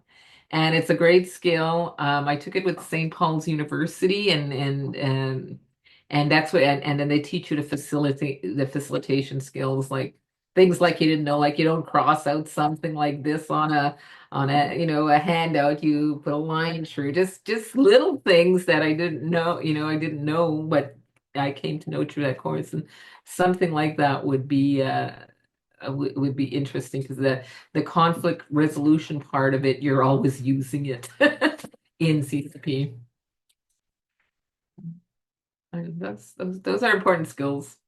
I think Big much for that, Francine. It actually touches on.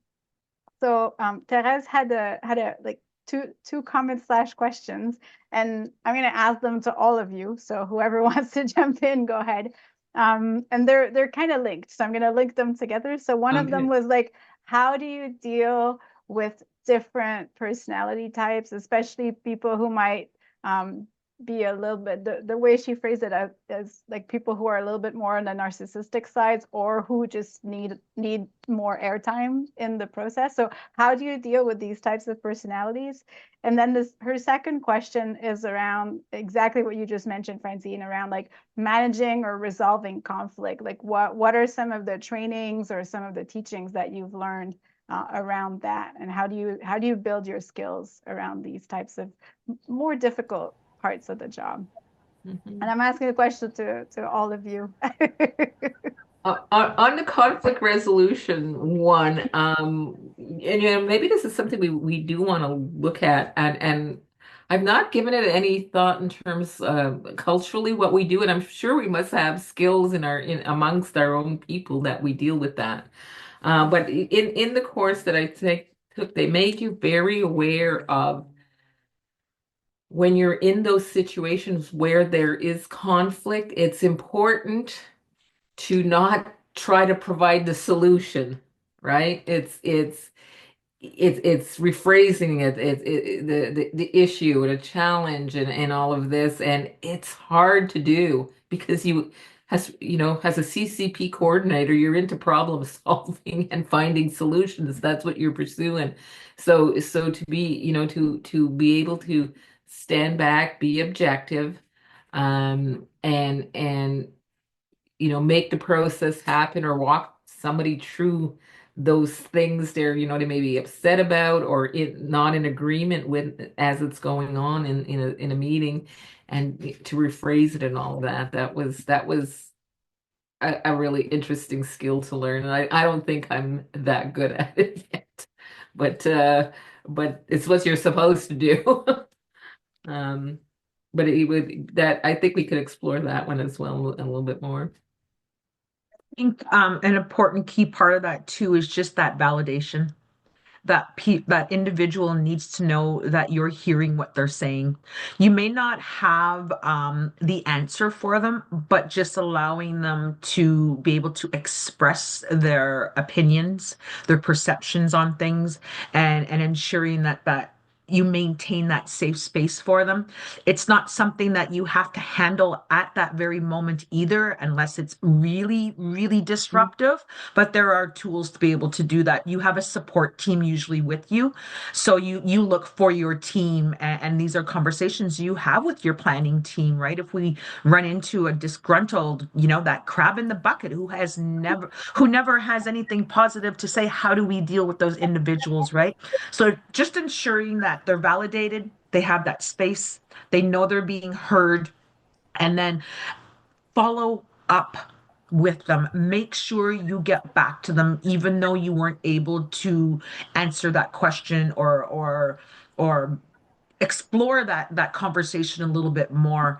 And that in itself creates more trust in that individual. And sometimes those individuals who have a lot to say are disgruntled. Sometimes they're coming from a place of hurt at the same time, and they don't understand the whole situation. So sometimes we perceive things with blinders on, and we don't kind of see those blind spots at the same time. So it's really important to remember that, as human beings, we are so complex, but we are so different. But no matter what, we still are human beings. So to understand that and be compassionate towards it is really, really, really important. Moi, je sais pas si je suis tout à fait d'accord avec vous autres, mais je sais pas si c'est parce que chez nous, on avait utilisé une animation, comme je disais, qui n'était pas faite par des membres de l'interne, mais on n'a jamais eu autant qu'on avait ciblé différents membres, parce qu'on sait comment qu'ils sont, là. On avait ciblé, bon, ben peut-être que là, ça va susciter ce point-là, peut-être que... Puis jamais qu'on a eu à faire face à, oui, des fois, des opinions très divergentes, puis tranchées, puis c'est tout à fait normal, c'est ce qu'on voulait, mais pas de rien toujours dans la... pour faire cheminer, pour faire grandir, mais jamais dans l'attaque, jamais on a eu à faire face à ça. Puis des fois, on se disait, si on aborde tel sujet, on va ouvrir la boîte de Pandore, puis on va, mon Dieu, ça va déborder. Mais vu que les ateliers étaient quand même bien cadrés, avec une grande souplesse, puis l'animation était bienveillante, je vous dirais qu'on n'a jamais eu. Puis au contraire, comme un peu Kim, tu viens de le dire, ils se sentaient écoutés. Ils sentaient aussi qu'il y avait un mot à dire. Puis comment que la personne reformulait des fois ce qu'elle entendait. Bon, ben là, ça venait atténuer la peur, parce que souvent, ils sont dans un mot plus de peur, de crainte. Mais non, nous, en tout cas, jamais, je peux pas dire qu'on a eu des conflits, quoi que ce soit.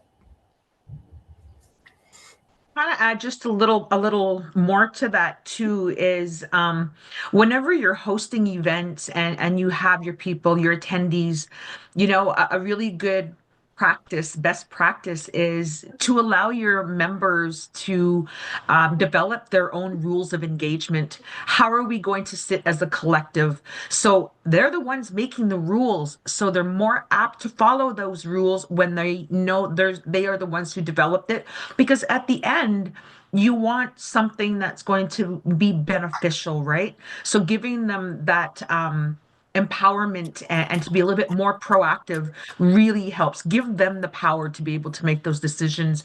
And at the same time, in those rules, you can talk about your different teachings and your traditional knowledges, right? So looking at a person, not just as a one part person, but taking into consideration, those 4 areas of who we are, and thinking about that medicine wheel, and looking at not just our physical wellness, but our mental, our emotional, and our spiritual, and having those conversations with your members at the start of a meeting, can kind of set the tone of how your proceedings will lay out for the rest of your activities.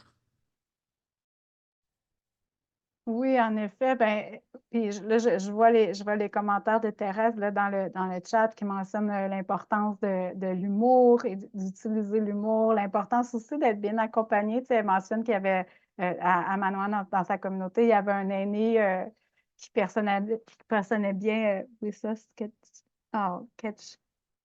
Hey, je m'excuse tellement, Thérèse. Il va falloir qu'on se parle, toi puis moi, puis que tu m'apprennes à le prononcer comme il faut. C'est un personnage légendaire là, qui jouait des tours, qui faisait en sorte que les gens apprennent à rire d'eux-mêmes. Donc, elle nous rappelle là, l'importance de l'humour quand on anime, puis quand il y a des différends qui apparaissent. Pour faire du pouce un peu sur ce que tu disais, Kim, sur l'idée nous, Émie et moi, ça fait 2 ans et demi qu'on se fait mentorer là, par 3 fantastiques mentors de Ganawagé, Suzy Goodleaf, Caronia Howe, Linda Delormier, puis Nancy Rother. Puis dans les premières choses qu'elles nous apprennent, c'est que pour que les gens se sentent en sécurité dans un groupe, justement, il y a l'idée d'établir des normes collectives. Et puis, ces normes-là, c'est vraiment... c'est par et pour le groupe. Puis ça vient vraiment dire aux gens, voici comment on s'engage à se comporter, à être les uns les unes avec les autres. Fait qu'on peut effectivement, ces normes-là peuvent aussi venir être une façon d'incarner les valeurs qu'il y a dans la PCG, que ce soit les 7 enseignements grands-pères dont tu nous parlais tantôt, Kim, ou d'autres valeurs collectives que vous choisissez de vous donner, mais c'est une façon de les incarner. Puis dans les formations qu'ils nous donnent, c'est parmi les choses qui sont importantes, il y a toute l'idée d'être capable d'apprendre à se connaître soi-même. Donc, quand on anime, c'est vraiment important de se connaître soi-même. Qu'est-ce qui nous déclenche? C'est quoi nos propres triggers? C'est quoi les choses qui nous tannent? Oh mon Dieu, si cette personne-là est dans le groupe, ça va être difficile.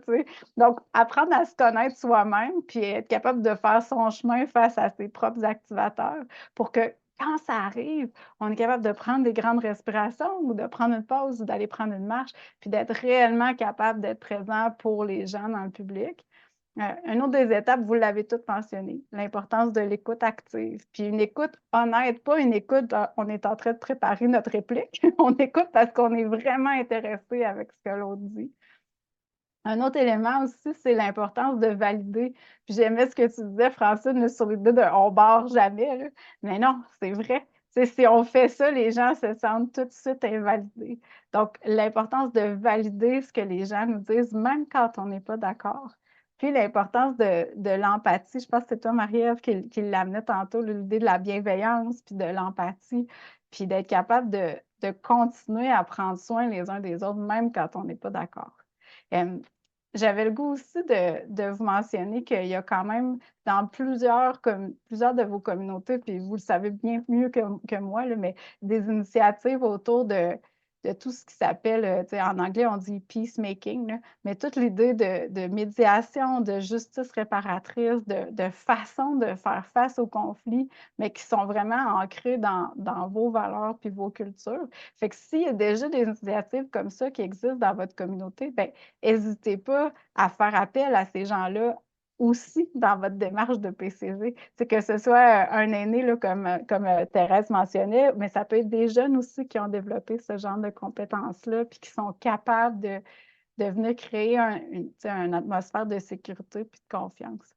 Fait que j'avais juste envie de rajouter ça parce qu'il y a plein de belles initiatives qui se font dans vos communautés déjà. Oui, vas-y, Kim.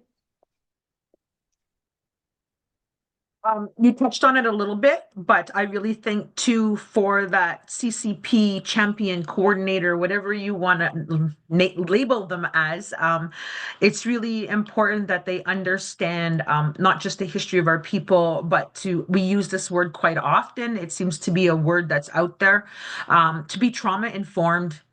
And to know that, if you get an attack, it's not a personal attack. It's generally, like you said, it's a trigger from something else. And it's probably been, there for quite some time. And a lot of the times that's an intergenerational thing. So knowing that the history of our people and understanding what it is to be even, you don't have to go in depth to have a full, 2-week training or whatever, but to understand the main items of what it is to be trauma informed. Définitivement. Merci, Kim. Il nous reste une quinzaine de minutes. Je veux juste revenir rapidement à la question de Nancy avant d'arriver avec notre question finale. Ça a été vraiment vite aujourd'hui encore. Nancy nous posait des questions plus autour des consultations puis des relations avec l'extérieur. Puis j'avais envie de vous poser la question de cette manière-ci.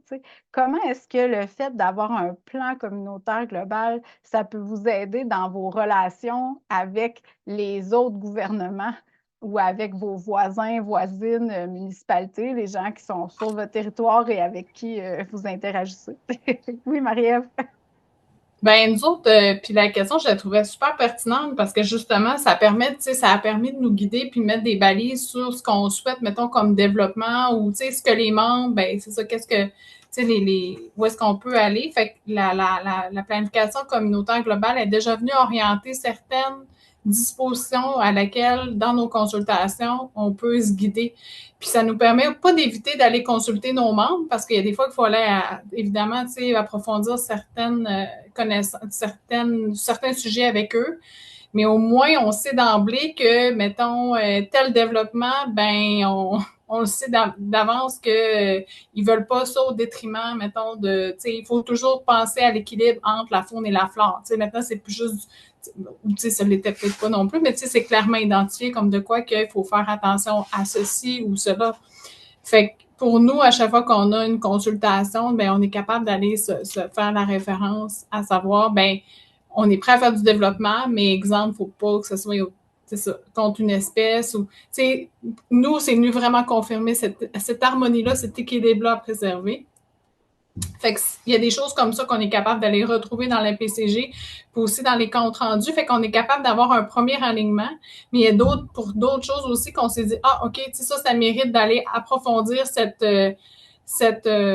connaissance-là, auprès des membres, auprès de l'acceptabilité sociale sur ce sujet-là, parce qu'on n'est pas certain de l'alignement, mais on avait une bonne idée de ce qu'on avait déjà entendu dans les ateliers. Fait que c'est venu quand même assez intéressant au niveau de la PCG. Super, merci Marie-Ève. Francine ou Kim, est-ce que vous avez envie d'ajouter quelque chose? Ouch. My cat just bit me. No, I think Maddie, you covered it very, very comprehensively there. But and it just to say that the whole planning process really clarifies your values, clarifies what you're gonna do and not gonna do, and what you'll be agreeable and not agreeable to. And if you're not clear on that, it's really hard to build relationships around where you're going in the future together. But when you are clear, then it's a lot easier to go down that path with someone. I think one of the things that I learned when we would gather in our circles and our community of practice is, and it's one thing I wish I had done earlier. Like I said, if I could have did a few things differently, a vision for your community from the very beginning. Why are we here? That sets the tone for everything moving forward because you have that common goal, whether it's a 5-year goal or a 20-year goal, but you have a common vision. And that in itself ensures that you're all walking this in the same direction. So having a clear vision and getting that vision developed with everyone in your community, with each of your demographics and your groups and whatnot, but to make sure that your vision is clear and not confusing, but it has that main goal and there's objectives that you want to meet at the end of the day.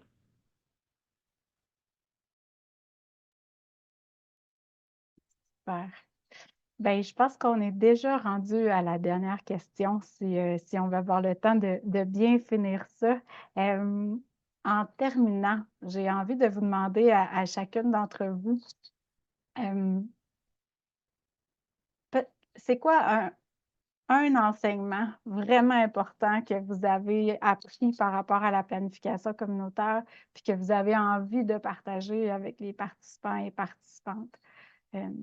Un enseignement, un conseil, quelque chose que vous avez envie d'offrir aux participants en terminant. Vas-y, Marie-Ève. Ouais, moi, je dirais c'est prendre le temps. Tu sais, j'ai travaillé, comme je disais tantôt, dans des contextes allochtones, dans des contextes autochtones. Puis la différence, c'est de prendre le temps. Des fois, on a l'impression de reculer, mettons, de reculer de 20 pieds dans la démarche où des fois, c'est nécessaire pour voir l'ensemble de la forêt. Tu sais, des fois, on veut aller vite, on veut aller au but, on veut aller au résultat rapidement. On veut connaître, tu sais, tantôt j'entendais un peu, je disais, là, est-ce qu'on a des données socio-économiques? On veut tout de suite atteindre quelque chose. Mais des fois, c'est bon de prendre le temps puis de bien comprendre aussi. Donc, ça, pour moi, ça a été un enseignement c'est ça, de se déposer puis de voir qu'on a fait qu'on a tout vu l'ensemble, toutes les dimensions du projet.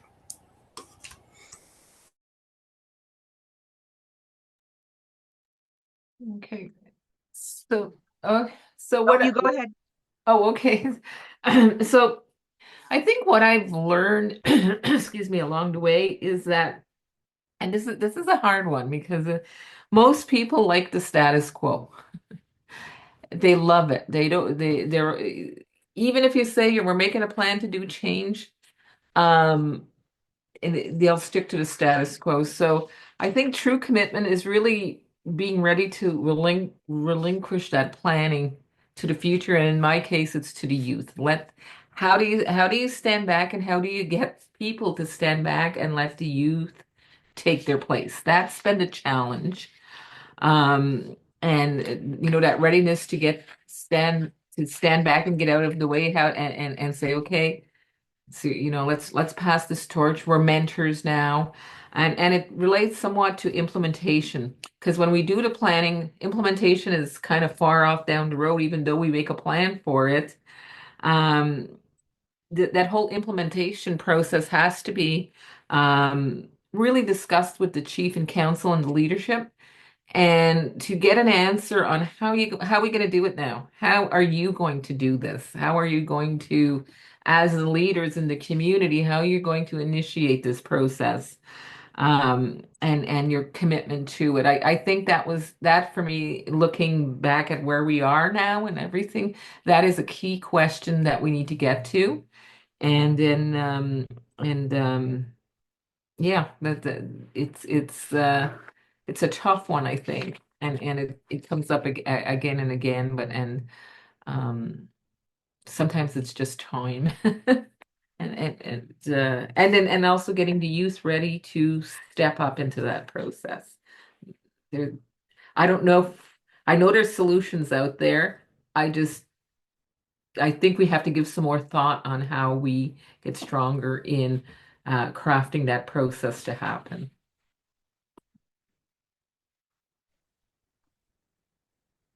Teachings, I think, for myself, just having gone through this process, is to ensure that the significance of that collective, that circle, and the importance of that, and that we do this together so that we are all heard. We do this together. It's to build our future, but at the same time, incorporating the idea that land is important, connection to land, and we can learn from the land and the animals, right? So we always say, the land is our teacher. And we must listen to the land and learn as we plan for our future. So if we take care of the land's going to take care of us. And that goes the same thing for humans. If I take care of you, you'll take care of me. Um, it's just it's value systems, right? So all of those teachings you may have heard from family members, aunties and uncles and grandparents. And I always say that the information that's transferred between us and amongst us is information that needs to be heard. And we are not hoarders of information, right?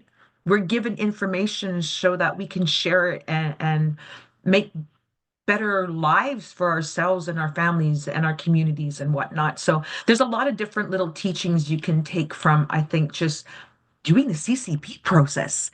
So if you really listen and listen to what you're saying and why you're doing this, those teachings in itself will probably result in having a very, very powerful long-term plan that's going to affect generations to come, and it's always a living document, so don't forget that you can adapt it as you need to.